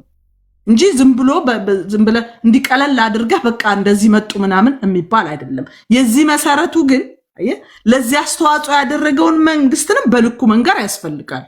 ከዛ በኋላ ግን የሄደበት መንገድ እኔ ሁልጊዜ እቃወማለሁ። ምክንያቱም የአማራ ህዝብ ነፃነትን ያመጡልኛል ያላቸው ልጆቹ የሸሸጋቸው የደበቃቸው ልጆቹ ተመልሰው እንደገና ለራሱ መከራ ሲሆኑበት ማየት ደግሞ በጣም ያናድዳል። ልክ አሁን ሴቶች ልጆች ሲሞቱ የፌዴራል መንግስቱ ውስጥ ያሉት ወታደሮች ስርዓት አልበኝነታቸውና ጭካኔያቸው የራሳቸውን ህዝብ ወጣት ልጆች ከ2000 በላይ ሴቶች ህፃናትን ደፈሩ። ከዛ ደግሞ በዚህኛው ደግሞ ስንመጣ እንደገና የአካባቢያቸው 3 ህፃናት ልጆች ሲሰልሉ ተገኝተዋል ተብሎ ተገደሉ። እነዚህ ሪፖርት ያወጣቸው ናቸው። ጦርነት አካባቢ ጦርነት ቀጠና የሚባሉ አካባቢዎች ላይ የሴቶችና የህፃናት መከራ ብዙ ነው። ብዙ ያልተዘገበ በመንግስትም በታጣቂው ኃይልም እየተፈጸመበት ያለ መከራ የሚወርድበት ቦታ ነው። ግን ሞትን ግን ከአንዱ አንዱ እንትን ማለት በጣም ነው የሚያሳዝነኝ። የመንግስት ወታደር 2000 ስለደፈረ በዚህኛ ያለው ሲገድል ትንሽ ነው ቁጥሩ ብሎ ሚዛን ላይ ማስቀመጥ ትክክል አይደለም። ከዛ ደግሞ በጣም እንትን የሚለኝ ለምሳሌ እነዚህ ልጆች በጦርነት ውስጥ ነው ሲሰልሉ ነው የተገኙት፣ እንደዚህ ነው እርምጃ ሊወስድ ይችላል ምናምን ይባላል። ጦርነት እየተደረገ ያለው ከሌላ አካል ጋር ከሌላ ክልል ጋራ ከሌላ ክልል የመጡ ሰዎች ቢሆኑ ኖሮ የዛኛው እንትን ወገን ቢሆኑ ኖሮ እንደዚህ ወሰዱ ልትል ትችላለህ። እነዚህ ልጆች ግን የሰፈር የአካባቢ መንደራቸው በዛ ላይ ደግሞ ከ18 ዓመት በታች የሆኑ ልጆች ናቸው። ጥፋት ሊሰሩ ይችላሉ። ጥፋት የሰሩት እንኳን ተገደው ይሆን ወይ? በድህነት ውስጥ ያለች ሀገር ነች። ድህነታቸው አስገድዷቸው ይሆን ወይ? ተገደው ቢሆንስ? ከዛ ደግሞ ህፃናት ልጆች ይሄ ምን ያስተምራል? አሁን የትኛው የአማራ ህዝብ ይሄን ሊደግፍ ይችላል? ነገ የሌላኛዋ ልጅ እንደማትገደል በምን እርግጠኛ መሆን ትችላለች? እንዲህ አይነት ጥፋቶች ሲመጡ ይሄንንም በቃ ትክክል ነው ብሎ ማለፍ እኔ የአማራ ህዝብን ትግል መደገፍ ነው ብዬ አላስብም። ለመሪዎቹም ትክክል አይደለም። እንዲህ አይነት ስህተት ሲሰሩ ይሄንንማ አልቀበልህም፣ እንዲህ እንድሰራ አይደለም ህዝቤ የደበቀህ፣ እንዲህ እንድታደርግ አይደለም ነፃነት ናፍቆኛል ብሎ አብሮ ሆ ብሎ የወጣው ብሎ መገሰጽ ያስፈልጋል። እውነት ለመናገር ይሄንን በፍጹም ከምንም ጋራ ልናገናኘው የፌዴራል መንግስቱ ከሰራው ስህተት ጋራ ይሄንንም ደብለን የልጆቹን ሞት ግን ማቃለል አይቻልም። ያኛውም የሰራው ስህተት ነው፣ በሰዓቱ አውግዘነዋል። ይሄኛውም የሰራው ስህተት ነው። በፍጹም ይሄ ሁለቱንም በምንም መልኩ የአንዱን ከፍ የአንዱን ዝቅ ሊደረግ የሚችልበት አካሄድ የለም። ይሄ ለአማራ ህዝብም አይጠቅምም። ስለማይጠቅም ግን የዚህ ሁሉ መከራ የዚህ ሁሉ እንትን ውስጥ እንድንገባ ደግሞ ያደረጉን የፖለቲካ ስርዓታችን ነው። ሁላችንም አማራ በብሔሩ ተለይቶ ሲጠቃ ኬር አልሰጠውም። ሁሉ ተለይቶ ማኒፌስቶ ሲጻፍበት ኬር አልሰጠውም። ዛሬ ደግሞ እንዲህ አይነት ምስቅልቅል ውስጥ ሳይፈልግ በግዴታ እንዲገባ ተደርጓል። ዛሬ ያለንበት መከራ ውስጥም ህዝባችንም ለሌላ መከራ ለሌላ ስቃይ እንዲዳረግ አድርጎታል። ግን የተነሳበትን ደግሞ ማቃለል ትክክል አይደለም ነው የምለው። ቴንክ ዩ ዲስ ታይምስ ነው። እኔ በጣም የሚገርም ክርክር ነው የሰማነው ዛሬ። የአንዳንድ ሰዎችን በቃ ይሄ ፒውር የሆነ ኢቪሊቲ ውስጣቸው ያለው ጭራቃዊነትን ያየንበት ነው። 2650 ሴቶች ተደፈሩ። ቴዲ ባይዘዌ ከብልጽግና ሰዎች ጋር እሱን ቪዲዮ እዚህ ቤት ውስጥ ቢቢሲ አማርኛ አቅርቦት የብልጽግና ሰው ሲክድ አምጥቼ እዚህ ቤት ውስጥ አንተ ከፍታ አሰምተናል። የአማራን ህዝብ እውነት ቢቢሲን ጠቅሰን አይደለም አማራ ወታደሮች የደፈሯቸውን። ስለዚህ ይኸውልህ አንድ እኔ በጣም ነው የሚገርመኝ የአማራን እናት መደፈር 2650 ሴት መደፈር የሶስት ሴቶች ምስኪን ሴቶች ግድያ ጀስቲፋይ አያደርገው። አየ ኢቪል ስትሆን ግን ባይዘዌ የሰው ልጅ ማሲቭሊ መገደል የለበትም፣ በማስ መገደል የለበትም። አንተ ግድያ ለማውገዝ ነውርን ለማውገዝ የአንድ ሰው ህይወት ከ2600 ህይወት ጋር እኩል ነው ብሎ ማሰብ ያስፈልጋል። መጀመሪያ የአንድ ምስኪን እናት 9 ወር ወልዳ አሳድጋ ይችኛዋ ልጅ ትጠረኛለች ብላ የምትጠብቅበት ነው። እኔ ልጅ አለኝ። ይሄ ወንድማችን በ40 ዓመቱ ልጅ ይኑሮ አይኑሮ አላቅም። እኔ ግን አለኝ።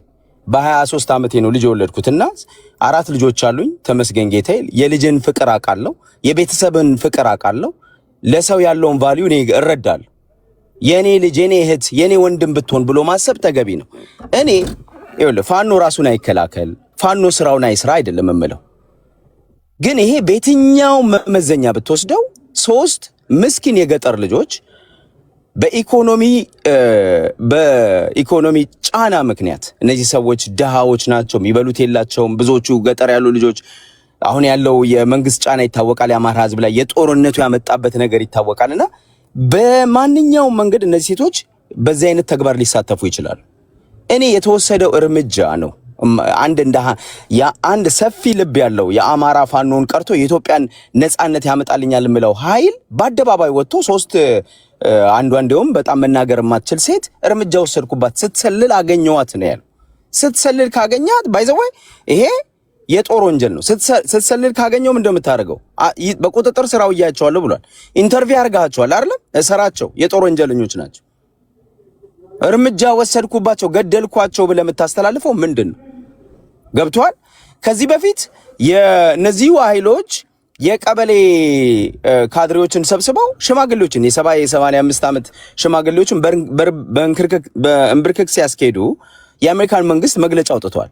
ፋኖ ምንድነው የነጻነት ታጋይ ነው ወይስ ስርዓት አልበኝነት የሚያነግስ ነው ብለው የፋኖን ትግል የሚያጠለሽ ስራ እየሰሩ ተገኝቷል ማለት ነው።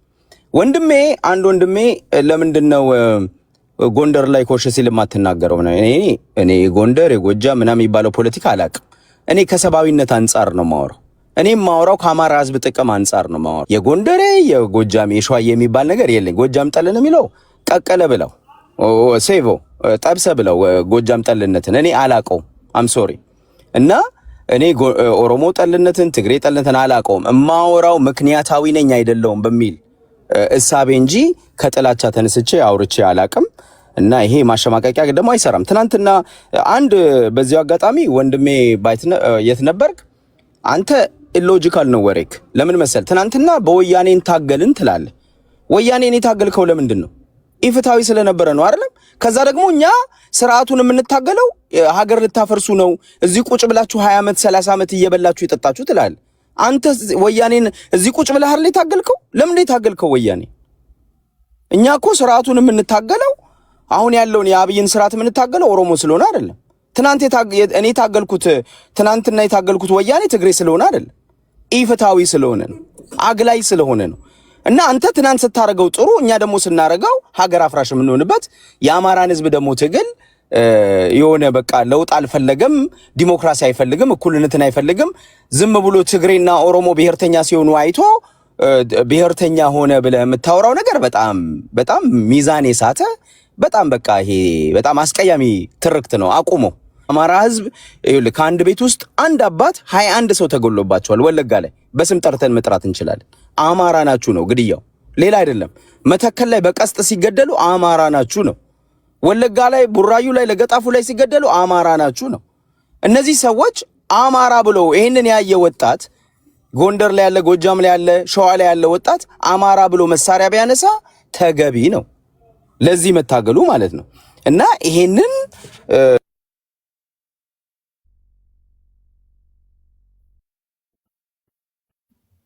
ይቅርታ ስልክ ገብቶብኝ ነው ቴዲ። ይሄንን ከወያኔና ከኦነግ ጋር ምንድነው ፎልስ ኢኩቪለንስ ሰርተ የአማራም ትግል የትም አይደርስም። ባይዛው አንድ ትግል የትም የሚደርሰው እንዴት መሰለ? እውነት ይዞ እስከተነሳ ዲሲፕሊን እስካለው። እኔ አማራ ትግል ውስጥ አሁን የዓላማ መሳትን የዲሲፕሊን ጉድፈትን ነው እያወገዝኩኝ ያለሁት። ምክንያቱም አንዳንድ ጊዜ የወያኔን ትርክት የወያኔን የፖለቲካል ሲስተም አካሄድ ኮፒ ያደርጋሉ። አንዳንዶቹ ኮፒ ያደርጋሉ። ወያኔ ስለሚገድል እኛ እንገላለን ህዝባችንን። ወያኔ ህዝቡን የተቃወመውን ሁሉ ያልደገፈውን ሁሉ ስለሚጨፈጨፍ እዚህም እኛም በጉልበት ነው ፋኖን የህዝቡን የፋኖ ደጋፊ ማድረግ ያለብን የሚሉ ኦኬ አሉ የሚሉ እንቅስቃሴዎች አሉ። ይሄ ትክክል አይደለም። ማሬ ደጋፊ ሆኖ መጥቷል። ባይዘው በዚህ በሶሻል ሚዲያ ታሪክ እንደ ዋና አማራ የእነ አስረስ ማሬን የእነ ዘመነ ካሴን ቀንና ሌሊት ስጋቸውን አጥንታቸውን የሚበላ ቡድን የለም። እኔ አንድ ሰው የጀርባ አጥንት ኖሮት ሲቆም ደስ ይለኛል። እውነተኛው ነው። እባብ አንዳንድ ሰዎች መድረክ አትለይም ይሉ፣ እኔ መድረክ አለይም። ባይዘው ልንገራችሁ፣ እኔ የምለየው ምንድነው እውነትና ውሸት ነው። የቴዲ መድረክ እኔ ውሸት መዋሽበት ፋኖ ሲሳሳት መጥቼ እዚህ ጋር ማስመስልበት መዋሽበት አይደለም። ፋኖ ሲሳሳት ቴዲ ጋር አወራዋለሁ፣ ኢቲቪ ላይ አወራዋለሁ፣ ቢቢሲ ላይ አወራዋለሁ፣ በራሴ ቤት አወራዋለሁ። this is my principle. it doesn't matter። ይኸውልህ ሰው ሲገደል የአማራ ሴት ስትደፈር 2600 ሴት ስትደፈር ተደፈረች በወታደር ብዬ ካወራው የአማራ እናት እህት በፋኖ ከተደፈረች ተደፈረች ብዬ አወራልሃለሁ። እኔን አይወክለኝም። it doesn't represent me። ገብቷል? የኔ ፕሪንሲፕል ይሄ ነው። አመሰግናለሁ ቴዲ። ቴንክ ዩ አዲስ ታይምስ።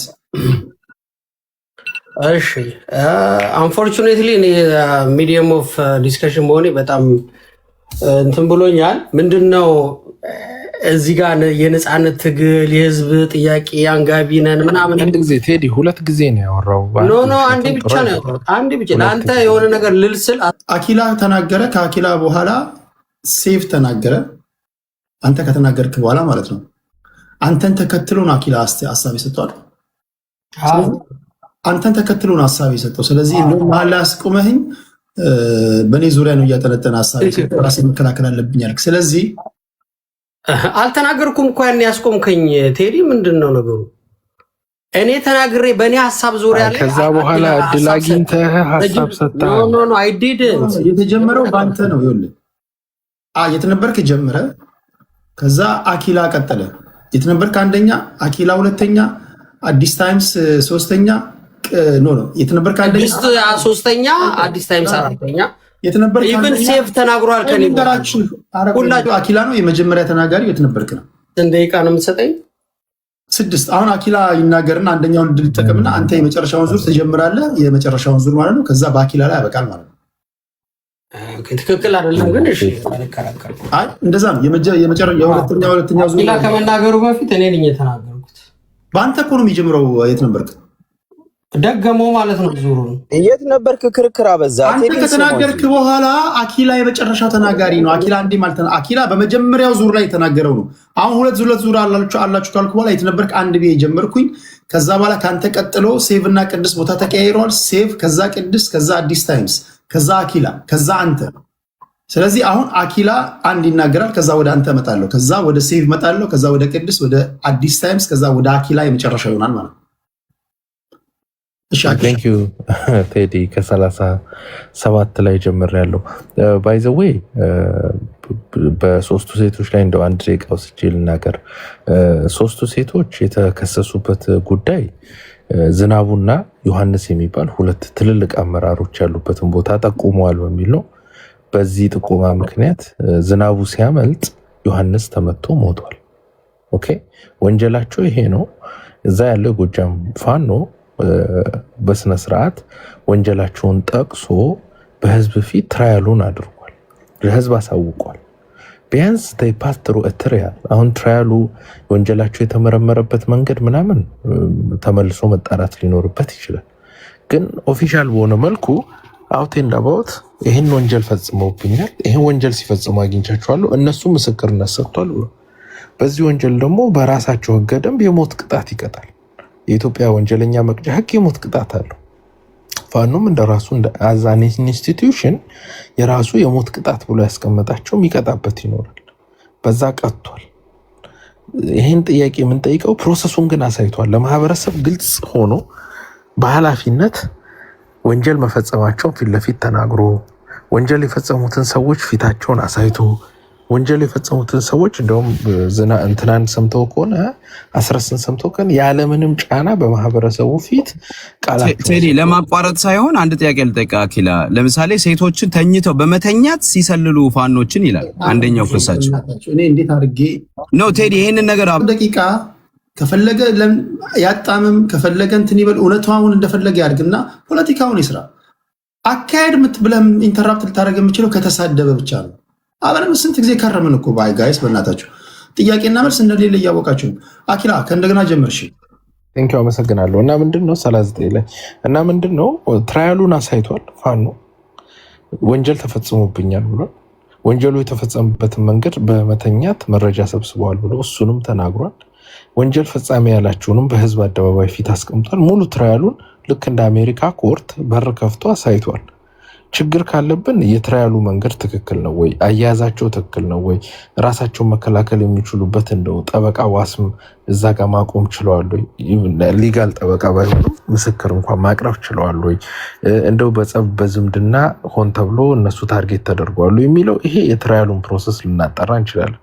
የአማራ ፋኖ ግን አስረስም በተናገረው መሰረት ያለምንም ጫና ባይዘው አስረስ እኮ አቃቤ ህግ ነው፣ የህግ ትምህርት የተማረ ሰው የተናገራቸውም የህግ ወርድስ ነው። ያለምንም ጫና ይሄን አድርገናል ብሎ ራሳቸው መስክሯል ብሎ በአደባባይ ትራያሉን አሳይቶናል። ከብልጽግና የሚሻል ብልጽግና የሚባል መንግስት ክርስቲያን ታደለን የፓርላማ አባልነቱን ያለመከሰስ መብቱን ሳያነሳ እስር ቤት ያጎረ መንግስትና እዚህ ጋር ያለ ፋኖ ሙሉ የህግ ትራያሉን ፕሮሰሱን ይሄ ወንጀል ተፈጽሞብኛል፣ በዚህ ወንጀል ዮሐንስ የሚባል ትልቅ አመራሪን አጥቻለሁ፣ በዚህ ምክንያት ልጆቹ ይህን መፈጸማቸውን የፈጸሙበት መንገድ ደግሞ ከተለያዩ አመራሮች ጋር በመተኛት በጓደኝነት መረጃ ሰብስበው አስመትተውብኛል፣ ለዚህ ደግሞ ቃላቸውን ሰጥቷል ብሎ እርምጃ ወስጃለሁ ብሎ አስቀምጧል። ቢያንስ ጁ ፕሮሰስ ኦፍ ሎ አለ፣ የህግ ፕሮሰስ እዛ ጋር ተቀምጧል። ስለዚህ መተን አጉል ንጹዎች ናቸው ምናምን የሚለው ትርክት ንጹህ ሊሆን ይችላሉ አይደሉም እያልኩ አይደለም። ትርክት ግን ከብልጽግና የተስፈነጠረ ወይም የተወነጨፈ የመንጋነት አካሄድ ነው። ብልጽግና በራሱ አስክሬን መርምሬ መደፈራቸውን አረጋግጫለሁ ብሎ የተጋነነ ውሸት የዋሸ 2600 ሴት ሲደፈር አፉን አውጥቶ ያልተናገረ መንግስት የሰራውን ትርክት የዛን ሀሳብ የመግዛትና የመንጋነት እንቅስቃሴ ነው። እኛ እንደሆነ አማራ ይህንን ቻሌንጅ ልናደርግ ምንችለው በአንድና በአንድ ነገር ነው። ቢኮዝ ፕሮሰሱን አሳይቶናል። የህግ ፕሮሰሱ ላይ ክፍተቶች ነበሩ ወይ? የሞት ፍርድ ግን የኢትዮጵያ ወንጀለኛ መቅጫ ህግም ኢትዮጵያ በሞት ፍርድ የምትቀጣ ሀገር ናት። ፋኖ በኢትዮጵያ ውስጥ ያለ አካል ስለሆነ ይሄን ሊያደርግ ይችላል። ኤኒዌይስ ወደ ሁለተኛው ስመጣ ፋኖ የትም አይገባም ተብሏል። እንዴ አሁን ያለው ብልጽግና መንግስት እኮ አንድ ጥይት መተኮስ ሳይችል ቄሮ እኮ እጁን አጣምሮ ወደ ስልጣን ያመጣው መንግስት እኮ ነው። ህወሓትን የሚያክል ህወሓት እንግዲህ የብልጽግናን ሰራዊት እንዴት እንደገረፈች አይተናል። የኤርትራ የአማራ እርዳታ ባይኖር ኖሮ ህወሓት አዲስ አበባ አይደለም ሞምባሳ ድረስ ብልጽግናን ልታባረር ትችል ነበር። ይሄ ሁላችንም ሰይጣንም እግዚአብሔርም እኔም ብልጽግናዎችም ህወሓትም የምናውቀው ሀቅ ነው። ኦኬ የኤርትራና የአማራ መኖር ነው ህወሓትን ኢምፔድመንት ፈጥሮባት አዲስ አበባ ያልገባችሁ። ስለዚህ ህወሓትን የሚያክል ሰራዊት ህወሓትን የሚያክል አቅም ያለው ኃይል እጄን አጣምሬ የቄሮ እንቅስቃሴ አድርጌ ስልጣን ያስኩ ያለው ብልጽግና እኛ እንዴት መሳሪያ ይዘን አንጥለው? እንደው አይጥሉትም ብሎ የሚያስብ ሰው ካለ ሞኝ ነው። ይህን መንግስት መጣል እንደምንችል ማሳያው ከዜሮ ጀምረን ስንደራጅ እኮ ሊያስቆመን አልቻለም። አቅም ኖሮት እኛን ሊያስቆመን አልቻለም። አይኑ እያየ ሁሉንም አይነት ትጥቅ ታጥቀን ማህበረሰባችን ሙሉ በሚባል ደረጃ ማስታጠቅ ይችለናል። እንደ ህዝብ ታጥቀን እንደ ህዝብ ሚሊታንት ሆነናል። ሚሊታንት የሆነ ሜንታሊቲ ገንብተናል። ኦኬ ጠላታችንን ታርጌት አድርገናል። ብልጽግና ጠላታችን ነው ብለን የፈለገ አሰብ ብትለው ምን ብትለው አማራስ ፎከሱን አልነቀለም። ይሄ ሁሉ ኃይል ህወሓት ከ1200 ኪሎ ሜትር ደብረ ሲና የደረሰችበት መንግስት ያውም አማራ እየረዳው ኤርትራ እየረዳችሁ ዩናይትድ አረብ ኤሚሬትስ እየረዳችሁ እኛ ከ45 ኪሎ ሜትር ርቀት ሆነን አትገቡም ምናምን የሚለው እንደው ዝም ብሎ የሀዘኔታ ካልሆነ በስተቀር ኢትዮጵያ ላይ ከፍተኛ ኢኮኖሚ ጫና አድርሰናል አይደል? ኢትዮጵያ ውስጥ ያለው ኢኮኖሚ ተዝረክርኳል። ኢትዮጵያ ውስጥ ኢኮኖሚ በመዝረክረኩና ከፍተኛ ኢንፍሌሽን እኛ እኮ የፈጠርነው ጦርነት ነው ኢንፍሌሽን የፈጠረው በመፈጠሩ ምክንያት መንግስት ነጋዴዎች እኮ ከፍተኛ የግብር ጫና በመሆን አስቀመጠባቸው ቢኮዝ ገንዘብ ማግኘት ስላለበት። በዚህ ምክንያት በትናንትናው ዕለት በወጣ ሪፖርተር ጋዜጣ ላይ ከ450 ሺህ ነጋዴዎች 370 ሺዎቹ ንግድ ፍቃድ መልሰዋል ይላል። ከዚህ በላይ ምን መድከም አለ? ስለዚህ በጥይት ብቻ ሳይሆን በተኩስ ብቻ ሳይሆን በኢኮኖሚ ጫናም ይሄ መንግስት እኮ እያደከም ነው። ይሄ መንግስት በሚያሳዝን መልኩ ግብፅም ከበዋለች፣ ሳውዲም ከበዋለች። አላይ ነው አቅም አላት ብሎ የተጠጋት ዩናይትድ አረብ ኤምሬትስ ከየመን ተባራ ወደ ሶማሌላንድ መታለች። ሶማሌላንድም እስራኤል መታባታለች። ይደግፉኛል ያላቸው ኃይሎች በሙሉ እየተዳከሙ ነው። ቱርክ፣ ሶማሊያ፣ ግብፅ፣ ኤሪትሪያ፣ ሱዳን እነዚህ ኃይሎች በሙሉ ከበውት ነው ያሉት። እንኳን የራሱን ሊያድን ለኛ ለኢትዮጵያ ህዝብ ራሱ እኛ መቋቋም ማንችላቸውን ኃይል ሰብስቦ መጥቷል። ኤርትራ ትልቅ ኃይል ነው፣ ሱዳን ትልቅ ኃይል ነው፣ ግብፅ ትልቅ ኃይል ነው፣ ሶማሊያ ትልቅ ኃይል ናት፣ ቱርክ ትልቅ ኃይል ናት፣ ሳውዲ ትልቅ ኃይል ናት። እነዚህን እንኳን እሱ እኛ እንደ ኢትዮጵያ ህዝብ መቋቋም አንችልም። ይሄን ያክል ጠላት አምጥቶ ይሄን ያክል ጠላት መጋፈጥ የሚችለው በዩናይትድ አረብ ኤምሬትስ ነው። ዩናይትድ አረብ ኤምሬትስ ደግሞ የመን ላይ ተገርፋ ተባራለች። ስለዚህ ፋኖ ምን ከባድ ነገር ኖሮበት ነው አዲስ አበባ ይገባ የሚባለው? እና የጊዜ ጉዳይ እኛ ተደራጅተን ጠንካራ የፖለቲካ አቅም ፈጥረን አገር መረከብ የምንችልበት ደረጃ ስንደርስ ሊያስቆመን የሚችል የብልጽግና ሰራዊት የለም። ሰሞኑን እንዳያችሁትም ያው ማርከን አባታችን ተማርኳል፣ እኛም ልጆቹ ምርኮኛነታችን እንቀጥላለን የሚለው መዝሙር አስቀጥለናል ማለት ነው። ቴንክ ዩ። ኦኬ፣ ይሄ የመጨረሻ ዙር ነው። ከዛ በኋላ ከተናግራችሁ እንዳማረብን እንሰነባበታለን። የት ነበርክ? እሺ ወንድሜ። እሺ አመሰግናለሁ ቴዲዬ። ምናልባት ቅድም እኔ የፋኖ ትግል የትም አይደርስም፣ ምናልባትም የኢትዮጵያ የብሔር ትግል የመጨረሻው የፋኖ ወይም ደግሞ የአማራ ትግል ነው ብዬ ነው ማምነው ብዬ በመናገሬ ቅድስትን ጨምሮ አንዳንዶችም እንዴት እንደዚህ ትላለህ ብዙ ያው የሚተረኩ ነገሮችን በመጥቀስ ትክክል አይደለም የሚል ሐሳብ ያቀረቡልኝ አሉ። ሁለተኛው ደግሞ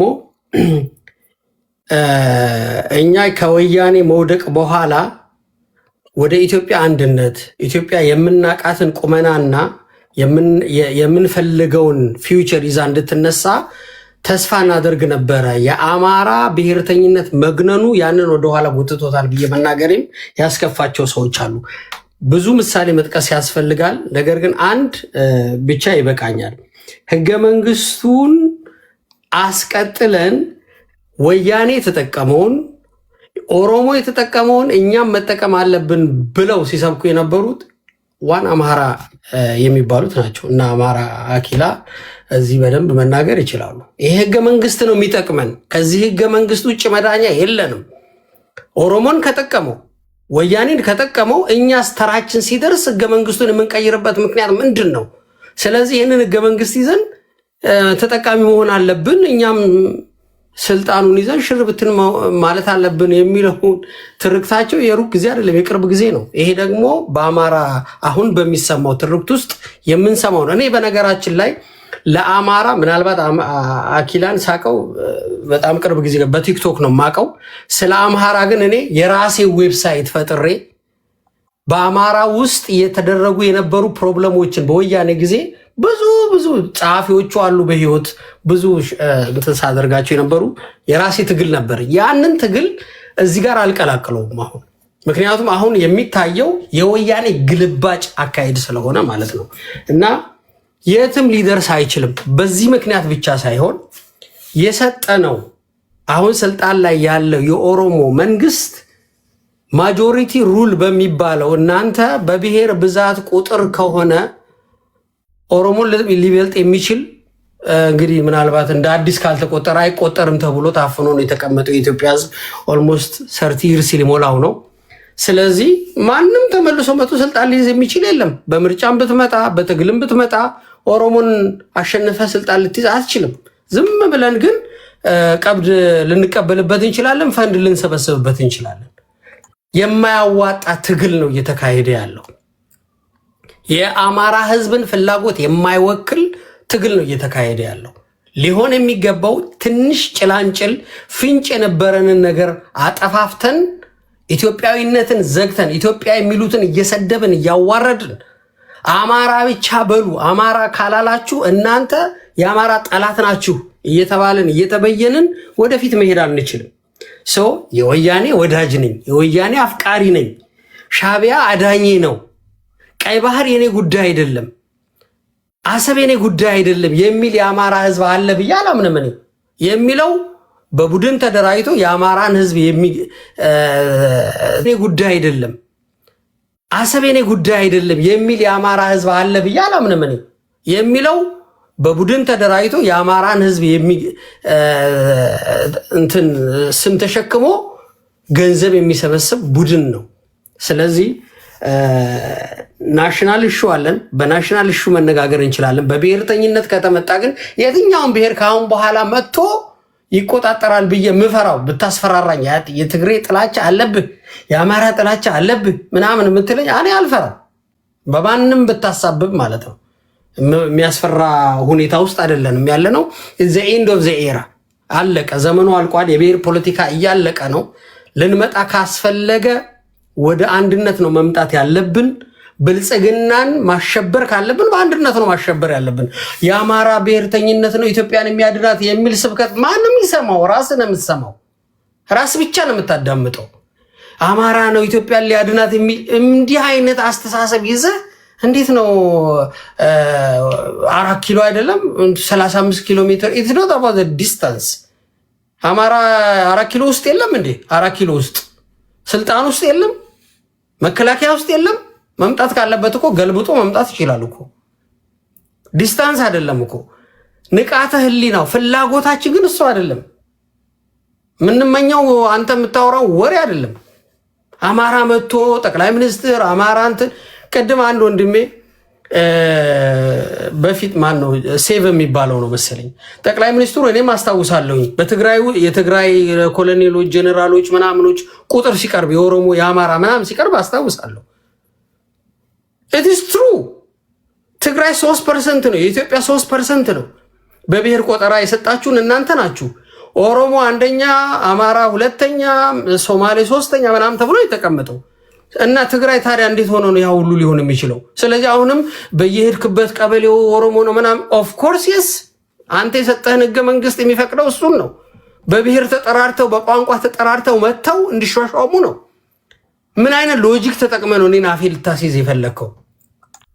አማራ በቁጥር ሊሰጠው ይችላል። ትግሬ በቁጥር ይሰጠው ከተባለ ምንም አይሰጠውም። በፌዴራል ደረጃ ምንም አይሰጠውም። በቃ ምክንያቱም 3% ነው። የለም በጦርነትም አልቋል።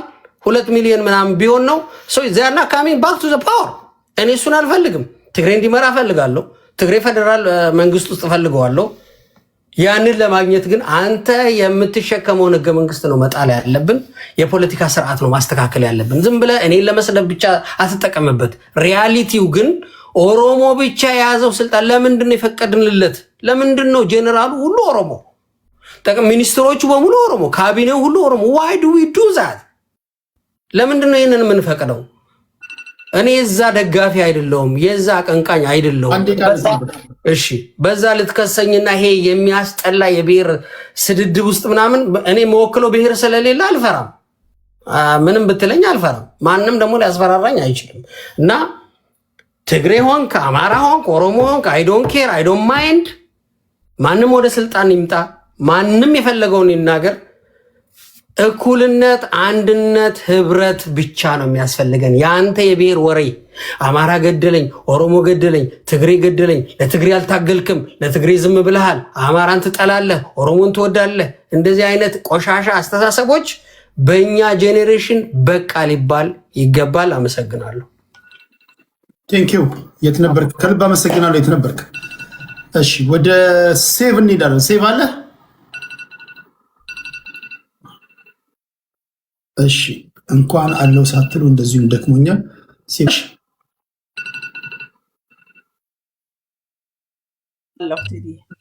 እሺ ቅድስታችን፣ እሺ እንግዲህ እዚሁ መድረክ ላይ በደንብ ቁልጭ አድርጎ የሚያሳየን ነገር አለ። ምክንያቱም ሀገራችን በተለያየ መልኩ ቅርቃር ውስጥ የገባችባቸው ሁኔታዎችን እናያለን። ለዚህ አንዱ ቡድን ተጠያቂ አንዱ ቡድን ጻድቅ አድርገን ልናልፍ አንችልም። ሁሉም የራሱ አስተዋጽኦች አሏቸው። እነዚህ የትጥቅ ትግሎች መነሻ አላቸው። ስፔሻሊ የአማራ የትጥቅ ትግል በቅርብ የተነሳ ብሔርተኝነት ነው። ዝም ብሎ አይደለም የተነሳው፣ ምክንያት አለው። ለዚህ ደግሞ መንገዱን የከፈቱ አካላት አሉ፣ እድሉን አግኝተው። ግን ደግሞ አሁን የት ነበርክ ሲል እንደነበረው ወደ ሀገራዊ የፖለቲካ ስርዓት ወይም ወደ ዜግነት ፖለቲካ እንዳንሄድ ያደረገን መንግስት ውስጥ ያለው ስርዓትም ጭምር እንደሆነ መዘንጋት የለበትም። ያንን ተጠቅሞ ግን በተለይ የአማራ ህዝብ እንዲህ አይነት ችግር ገጥሞት ወደ ትጥቅ ትግል ሲገባ ያንን ተጠቅሞ አሁን ላይ አጠቃላይ ያለውን ነገር ስናየው እንደው ዝም ብለን ተወሻሽተን እዚህ ያለውን መንጋ አስደስተን በቃ በጣም ብዙ እንትኖች አግኝቶን ሆይ ሆይ ብሎ ምናምን ለመሄድ ካልሆነ በስተቀር ራሱ ትግሉን ቅርቃር ውስጥ ከቶ እንደገና የነ ህወሓትን መንገድ የመከተል እንደገና ከአማራ ህዝብ ሳቤ ፍላጎት ውጪ የመሄድ እርስ በርሱ የጎንዮሽ መገዳደል በጎጥ በሰፈር አማራ ሁሉም የትኛውም የኢትዮጵያ ክልል ውስጥ የሚኖር ነው። አማራ ሰሜንም ደቡብም ምዕራብም ምስራቅም የሚባል ነው። ልክ አንድ ቦታ ብቻ እንዳለ ተደርጎ የአማራን ህዝብ ትልቁን ጥያቄ የፍትሃዊነት ጥያቄ አልገደል በሀገሬ ላይ በሰላም ልኑር የትኛውም አካባቢ ላይ ሰርቼ ልኑር የሚለውን ጥያቄ ሰብስበው ወስደው ሰፈር ውስጥ ከተውት እንደገና ለዘመናት አማራ በማንነቱ ሳይደራጅ ቆይቶ በመከራ ተደራጅቶ እንኳን ቢጠይቅ እንደገና ጥያቄውን አፈር የሚያለብስ ስራዎች እየተከናወኑ ነው ያሉት። ይሄንን ዝም ብለህ እንደ ተራ ነገር አልፈህ አንዳንዶች እንደሚሉት አዎ በጣም ግዙፍ እንትን መስርተናል መንግስትን ጥለን 4 ኪሎ ለመግባት እንደዚህ ቀላል ነው ምናምን እንደሚባለው አይደለም። በጣም ብዙ ዋጋ እያስከፈለ ምናልባትም ክልሉ የነበረውን መሰረተ ልማት እያወደመ ህዝቡን ስቃይ ውስጥ እየከተተ ያለበት ሁኔታ እንዳለ ምንም ይሄንን መዋሸትም አያስፈልግም።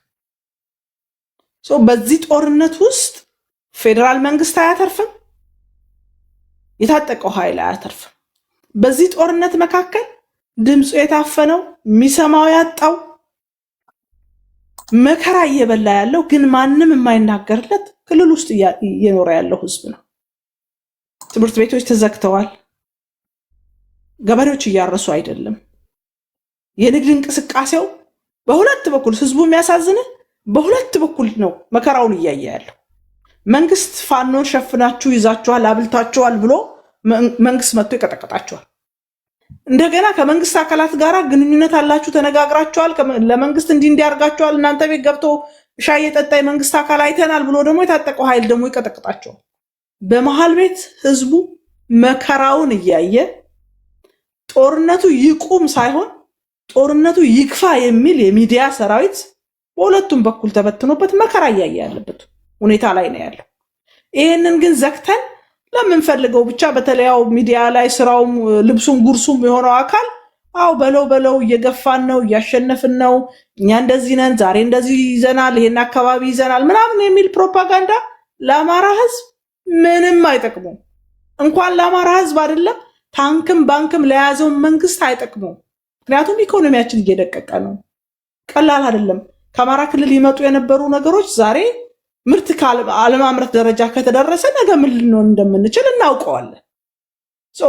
ይሄ በሁለት በኩል የኔ ጀግና ነህ አንተ ቀጥል ምናምን የሚለው ነገር የእውነት የአማራን ህዝብ በጣም ዋጋ እያስከፈለ ነው። አልፎ ተርፎ እዛ ክልል የሚደረጉ ወንጀሎች ልክ ሴቶች ልጆች ሲደፈሩ፣ ሴቶች ልጆች ሲገደሉ እንደ ሰው የማይቆጠሩበት ይልቁንም ሞታቸውን ከፖለቲካዊ አሰላለፍና ፍላጎት ጋር ተሰልፎ የተወሰደው እርምጃ ትክክል ነው እከሌ ይሄን ያህል ወስዷል ያኔ ምን ነው ዝም አላችሁ እየተባለ የድሃ ልጆችን ሞት የድሃ ልጆችን መደፈር እንደ ቀላል እንዲታይ ያደረገ ትግል ክልሉ ላይ እየተደረገ ነው።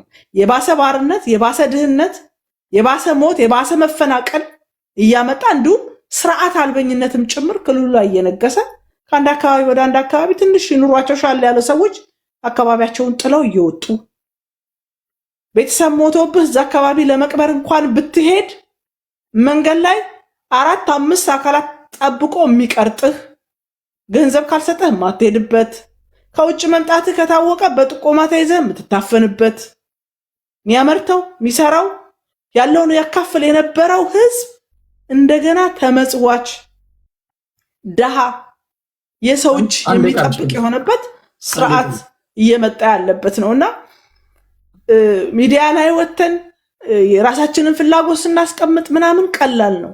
መሬት ላይ ላለው ህዝብ ግን መከራ ነው። አሁን መከራ ላይ ነው ህዝቡ ያለው። በሁለቱም በኩል መከራውን እያየ ያለባቸው ሁኔታዎች ነው ያሉትና አንዳንዴ የህዝቡን ሞት መፈናቀልና በተለይ የሴቶችን መደፈር መሞትን እንደ ቀላል አድርገን ባናየው መልካም ነው። ከየትኛውም በኩል የሚደረግ ህዝብ ላይ የሚደረግ ከየትኛውም በኩል የሚደረግ ወንጀል ነው ብለን መቆም አለብን። አለበለዚያ እኮ የኛ ሰውነታችን ራሱ ጥያቄ ውስጥ ይገባል። የኔ ቡድን ሲያደርገው ትክክል ብሎ ሌላኛው ሲያደርገው ደግሞ ትክክል አይደለም ብለን የምንቆም ከሆነ ሰውነታችንም ጥያቄ ውስጥ ይገባል፣ ሰው መሆናችን። ቴንክ ዩ ቴዲ፣ አመሰግናለሁ። መልካም ምሽት። ቴንክ ዩ ከልብ አመሰግናለሁ ቅድስታችን። በልበልና ወደ እንትና ሄዳለሁ። ከግለሰብ መብት ይልቅ የግሩፕ መብት ነው መቀንቀን ያለበት የሚል እሳቤ ባለበት ሀገር እንደ ኢትዮጵያ ባለ ወይም ደግሞ የብሔር ፖለቲካ በሚቀነቀንበት ሀገር በጣም ከባዱ ነገር እጅግ ከባዱ ነገር ለምሳሌ ነገ አይበር ብሔሮች መሀል ተፈጥሮ የሆነ ህዝብ ቢያልቅ ወይ ታጣቂዎች ቢገሉ ወይ በሆነ አጋጣሚ ቢሞቱ ድምፅ መሆን አትችሉም። ድምፅ መሆን ማትችሉት ለምንድን ነው? ወይ ብተቹ ትላንት እንትና ጋር ህዝብ ሲሞት የት ነበርክ የሚል ትንታኔ አለ። ትላንት እንትና ጋር ሲሆን የት ነበራችሁ? እንደዚህ አይነት ነገር ገጥሟችሁ አያውቅም? ሴት ሲደፈር ይሄ ነገር ማውገዝ አለብን ብላችሁ ለማውገዝ ስትወጡ ትላንት እከሌ ጋር እንደዚህ ሲሆን የት ነበራችሁ? ሁሉም ውስጥ ያለ በሽታ ነው። ለዛ ነው የግሩፕ አስተሳሰብ ውስጥ ብዙ ጊዜ የግለሰቦች መብት ይደፈጠጣል። መጀመሪያ የግለሰቦች መብት ሳይከበር የቡድን መብት ሊከበር አይችልም። የኔ እምነት ይሄ ነው። እኔ በየትኛውም በማንኪያ ነገር ጎሳ ውስጥ አስረኸኝ መብቴ ልታከብር አልፈልግም። እኔን ማክበር ከፈለግ መጀመሪያ በቴዲነት ያክብረኝ። አይ ዶንት ኬር። ከበደ አየለ የሚባል የማንኪያ ብሔር ውስጥ እንደ ችቦ አስረኸኝ መብት ይከበርላል፣ መብት ጥያቄ ተመልሶላል ምትለኝ ምንድን ነው? የኔ የግሌ ጥያቄ መልስልኝ። በነፃነት የመዘዋወር የመስራት ሀብት የማከማቸት ያለ ፍርድ ቤት ትዕዛዝ አለመታሰር፣ ግለሰባዊ መብቴን አክብርኝ እንደ ቴዲ። አሁን ችግር የሆነብን ምንድነው? የቡድን መብት መቀንቀን አለበት። የቡድን መብት ውስጥ ኦኬ፣ የግለሰቦች መብት ደግሞ ይደፈጥጣል። የቡድኑ መሪ ከተስማማ መብት ጥያቄ ተመልሷል። እሱ ከበላ ጥያቄ ይመለሳል። እሱ ካልበላ ጥያቄ አልተመለሰም። እሱ ከተስማማ መገደልህ ራሱ ዜና አይሆንም። እሱ ካልተስማማ በሰላም መኖር ራሱ ዜና ነው። ስለዚህ በግሩፕ መብት ውስጥ የግለሰቦች መብት የተደፈጠጠ እስካሁን አለንና የግሩፕ መብት ውስጥ ያሉ በሽታዎች ናቸው። ግን ይህን ሲባል የግሩፕ መብት አይቀንቀን አይደለም። ብዙ ጊዜ እንደምለው የቡድን መብት መከበር አለበት ካላችሁ የትኞቹ የቡድን መብቶች? በታሪክ አጋጣሚ በደል የደረሰባቸው ማይኖሪቲ የሚባሉ የአካል ጉዳተኞች፣ የሴቶችና ህፃናት፣ የአረጋውያን እነዚህ ተለይቶ ይከበርላቸው። አፈርማቲቭ አክሽንም ከሆነ ይሰጣቸው። እኛውን እኮ መከራ ውስጥ የገባ ነው። የ27 ዓመት ወጠምሻ በማንነቴ ምክንያት ተደፍጥጫለሁ ይላል። ወጠምሻ ጡምሻ ጎረምሳዎች ቡድን ሰርተው መንጋ ሆኖ ማለት ነው። ይሄ ፖለቲካ አይደለም።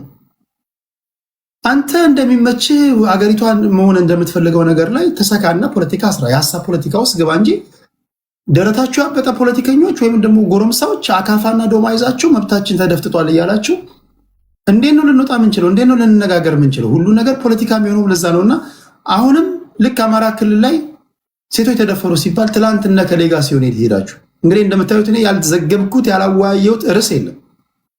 አይ ቲንክ እኔን ብዙዎቹ እንደዛ አይሉኝም፣ ግን ለሌሎቻችሁ አስቸጋሪ የሚሆነው ባህሪው ስላልተለወጠ ነው። የመጫወቻ ሜዳው ስላልተለወጠ ነውና የመጫወቻ ሜዳው ቢለወጥ ኖሮ ወሬያችን የሚቀየር ነበር። የግለሰብ መብት የሚቀነቀንበት ሀገር ቢሆን ኖሮ የአንዲት ነፍስ ዋጋ ሰተን እንወያይ ነበር። ኦሮሞሙን፣ አማራሙን፣ ስልጤሙን ብሔርን ኦኬ እናከብራለን፣ ኢንተርቴን እናደርጋለን። በአመት አንዴ ሶስቴም ታከብራለን። ነገር ግን ግለሰቦች መብታቸው ተደፈጠጠ፣ ተደፈሩ፣ ተገደሉ ሲባል እንተነትናለን፣ ድምፅ እንሆናለን። እንደዛ ይሆን ነበር ለማለት ፈልጌ ነው። ቴንኪዩ ስላዳመጣችሁኝ፣ አቴንሽን ስለሰጣችሁኝ ከልብ ነው የማመሰግነው። ከአራት ጀምር ያለው ያው ብዙ ነገር ተብሏል። እንግዲህ ዛሬ አይዶን ነው ብዙ ሰው ቶሎ ጭንብሉን ገልጧል። አሁን የቅድሟም እህታችን በባይዘዌ በኦሮምኛ ብልጽግና በደዲና ነው የሚባለው የፓርቲው ስም እና በደዲና ጥሩ አማርኛ ተናጋሪ ሰዎችን የአማራ ትግል ውስጥ መላክ ወይም ሀሳብ የሚሰጡ ሰዎችን ልኳል።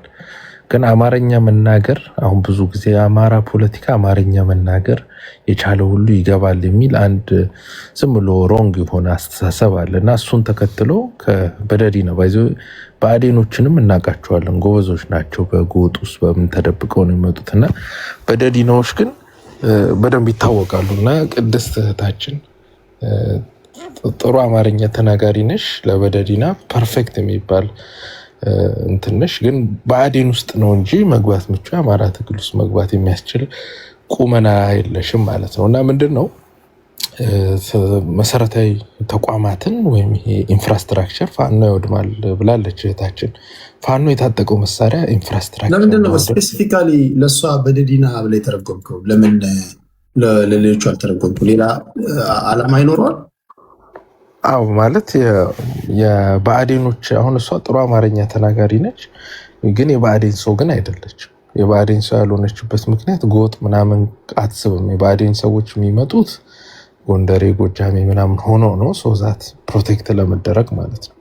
እሷ ግን በልክ እንደ አማራ ሆና ነው የመጣችው እና ሳድሊ በሁለተኛ ዙር ነው በሶስተኛ ዙር በደረሳት እድል ግን ቶታሊ በደዲና ነው ክላን የተናገረችውና ለዛ ነው በደዲና ናት ያልኩት። ሌላው ምንድነው የአማራ ፋኖ መሰረተ ልማት ተቋማት ያፈርሳል ብላለች እህታችንና የአማራ ፋኖ ትልቁ መሳሪያው ድሽቃ ነው። በድሽቃ መሰረተ ልማት አይመታም፣ በትልልቅ ከባድ መሳሪያ ነው የሚመታውና ሁለተኛው ፋኖ የሽምቅ ተዋጊ ነው። የሽምቅ ተዋጊ ከመሰረተ ልማት ተቋማት ጋር ምንም ያገናኘው ነገር የለም። አርሶ አደር እንዳይሰራ ምናምን አያደርግም ምናምን ብላለች፣ ግን ከአርሶ አደር ጋር የሚያገናኘው ነገር የለም። ሚሽን ይኖራል፣ ይመጣል፣ ሚሽኑን ፈጽሞ ወደ ሃይዳውቱ ወይም ወደ የሚቀመጥበት ቦታ ይሄዳል። ከዚህ የዘለለ እንቅስቃሴ የለውም። እስካሁን ድረስ በደዲናዎች ያላወቁት አንድ ነገር ያው በአዴኖች በደንብ ያውቃሉ። ቢኮዝ ዛሬ ላይ አይ ቲንክ አራተኛ ምናምን ፕሬዚዳንት ተቀይሯል። መቋቋም ፋኖን አልቻሉም። ፋኖን እጅ አሰጠን ሊያውም ለምነው ነው እጅ አሰጠን የሚሉት። የአማራ ፋኖ ግን ለምኖ ሳይሆን በየገረፈ በስነስርዓት ማርኮ እጅ ወደ ላይ አስደርጎ ነው። አሁን ልዩነታችን አንደርስታንድ እንዲደረግ ነው በዳዲናዎች በደንብ አንደርስታንድ ሊያደርጉ ፈልገው ፋኖ በጥይት ተታኩሶ ማርኮ እጅ አስይዞ በቪዲዮ ያሳያል። በአዴኖች ወይ በዳዲና ተላላኪዎች በአማራ ክልል ያሉት በአዴኖች ግን አበባ ይዘው ኬክ ቆርሰው ፋኖ በሰላም ገባልን ብለው ድግስ ደግሰው ነው የሚጠሩት። ስለዚህ የኃይል ሚዛናችንን አይ ቲንክ በደንብ ማስተዋል ይቻላል።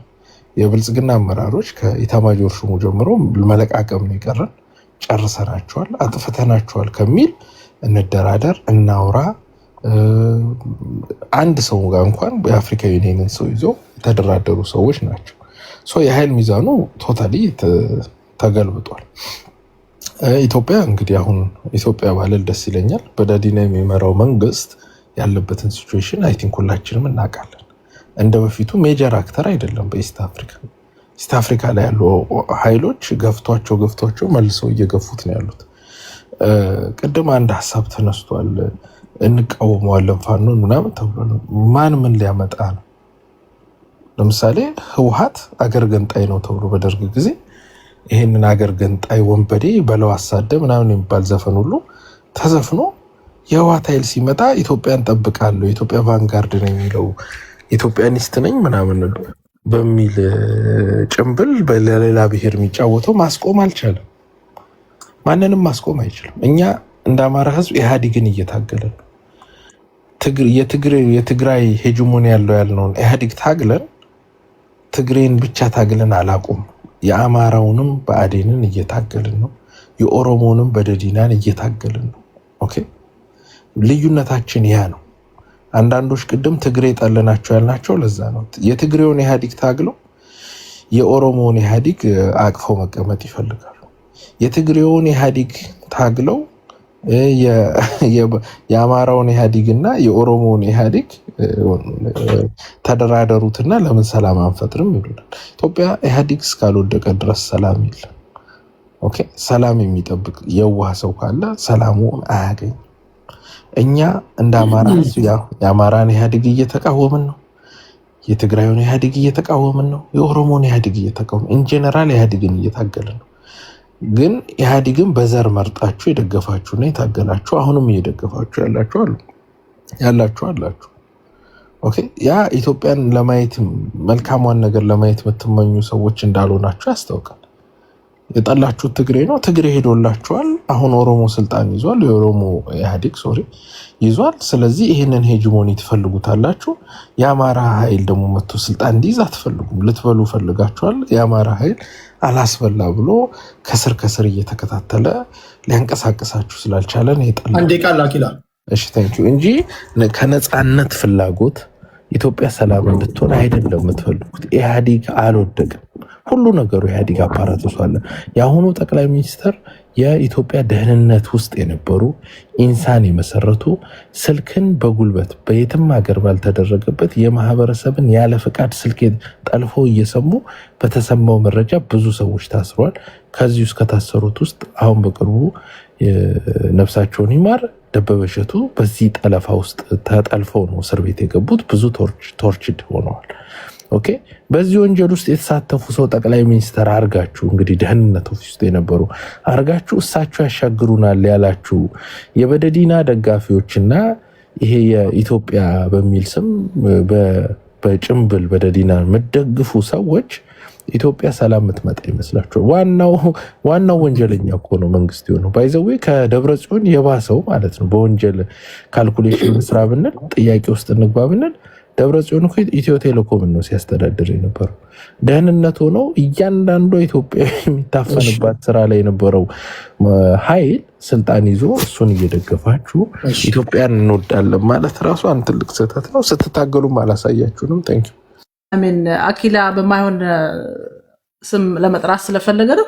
በዳዲና ማለት እኔ ኦሮሚያ ክልል ስላደኩ ኦሮምኛ ሰማለሁ እና ብልጽግና ማለት ነው። የተለየ ነገር አላልክም እና የተለየ ቋንቋም አላመጣህም። ከዛ ውጭ ግን ቅድስት ማናት ብለህ ማየት ከፈለክ ጎግል አድርግ። ቅድስት ግርማ መኮንን ብለህ ጎግል አድርግ። አኪላ የአማራን ትግል በሚመለከት እንደ ዋና አማራ በእርግጠኝነት የምናገረው የአማራን ትግል የከፋፈለ መሬት ላይ ያሉትን ፋኖች ያጋደለ ፖለቲካ ይሰራ የለም። ለምሳሌ የሴቶቹን ጉዳይ ዛሬ አንተ ቤት መጥቶ አልሆነም ብሎ ለመንጋው ያወራል እንጂ በቤታቸው ከፍተው ይሄን ያደረጉ ሰዎች ተብሎ የጎጃም ሰዎች ብለው መርጠው ሲቀጠቅጡ ነው የሚውሉት። በየመሬቱ ላይ የፋኖችን ስልክ ተቀብለው አንዱን ባንዱ ሲያጋድሉ ነው የሚውሉት። እንደውም ከአማራ ፖለቲካ መውጣት ካለበት ስለማይነገር ነው መውጣት ካለበት ዋና አማራ እየሰራው ያለው ፖለቲካ አማሮች እርስ በርሳቸው ጎጥ እንዲፈጥሩ እንዲጋደሉ ወንድም በወንድሙ ላይ መሳሪያ እንዳያነሳ እውነት ለመናገር የአማራ ህዝብ ደም እጃችሁ ላይ ያለ እናንተ ናችሁ። እኔ ማን ንጹህ ኢትዮጵያዊ አማራ ነኝ። ምንም ጭቅጭቅ የለ ለማንም እንትን ማለት ሀገሬ በሰላም እንድትሻገር ፈልጋለሁ። ህዝቤ ላይ እየተሰራው ያለው ቁማር ደግሞ እናንተ ፖለቲካ እየሰራችሁበት ዝም ብዬ ማለፍ አልፈልግም። ይሄን ደግሞ ያቃል የአማራ ህዝብ ያቃል። እዚህ ሚዲያ ላይ ያለ ሰው ያቃል። ማን ምን ቦታ ሄዶ እነማንን እንዳስገደለ ይታወቃል። ጀግና ወንድሞቻችንን ሰሜን ሸዋ ያሉትንም ጎንደርም ጎጃምም ላይ እጃችሁን ከታችሁ የብዙ ጀግኖች ደም አለባችሁ። የጊዜ ጉዳይ ነው። ጊዜው ሲደርስ እናንተም ትጠየቃላችሁ። ይልቁንም አሁን አንተ እዚህ መተህ የምታስመስልለት በዳዲና ብልጽግና ምናምን የምትለው አሁን እየሰራህ ያለ አጀንዳ እኮ መንግስትን የሚደግፍ በውሸት ብልጽግና ጠላቴ ነው ትላለህ። በተግባር ግን እየሰራህ ያለኸው ከፋኖ ወይም ከአማራ ህዝብ ትግል በተቃራኒው እየሰራችሁ እንደሆነ እናውቃለን። ቤታችሁን ከፍታችሁ ስራችሁ ያለን ስታዋርዱ ዘመነን ስታዋርደው ምሬን ስታዋርደው ማን ቀርቶሃል? ሰሜንም ደቡብም ያሉትን ስታዋርዱ የምትሉት እናንተ ናችሁ። እንደው መጥፋት ካለባችሁ መጤ ካለባችሁ እናንተ ናችሁ እንጂ እኔማ ነፃ ኢትዮጵያ የሐሳብ ብቻ ነው የምሰጠውና ከዛ ደግሞ እኔ የማንነት ምናምን ችግር የለብኝም። ማንነቴ አልተጋጨብኝም። ምክንያቱም ወላጆቼ የት እንደሆኑ ምናምን ይታወቃልና ያን ያህል ብዙ አትቸገር። በዳዲና ብልጽግና ማለት ነው። አዲስ ነገር አላመጣህም። ቴንክ ዩ ቅድስት። እሺ ከልብ አመሰግናለሁ።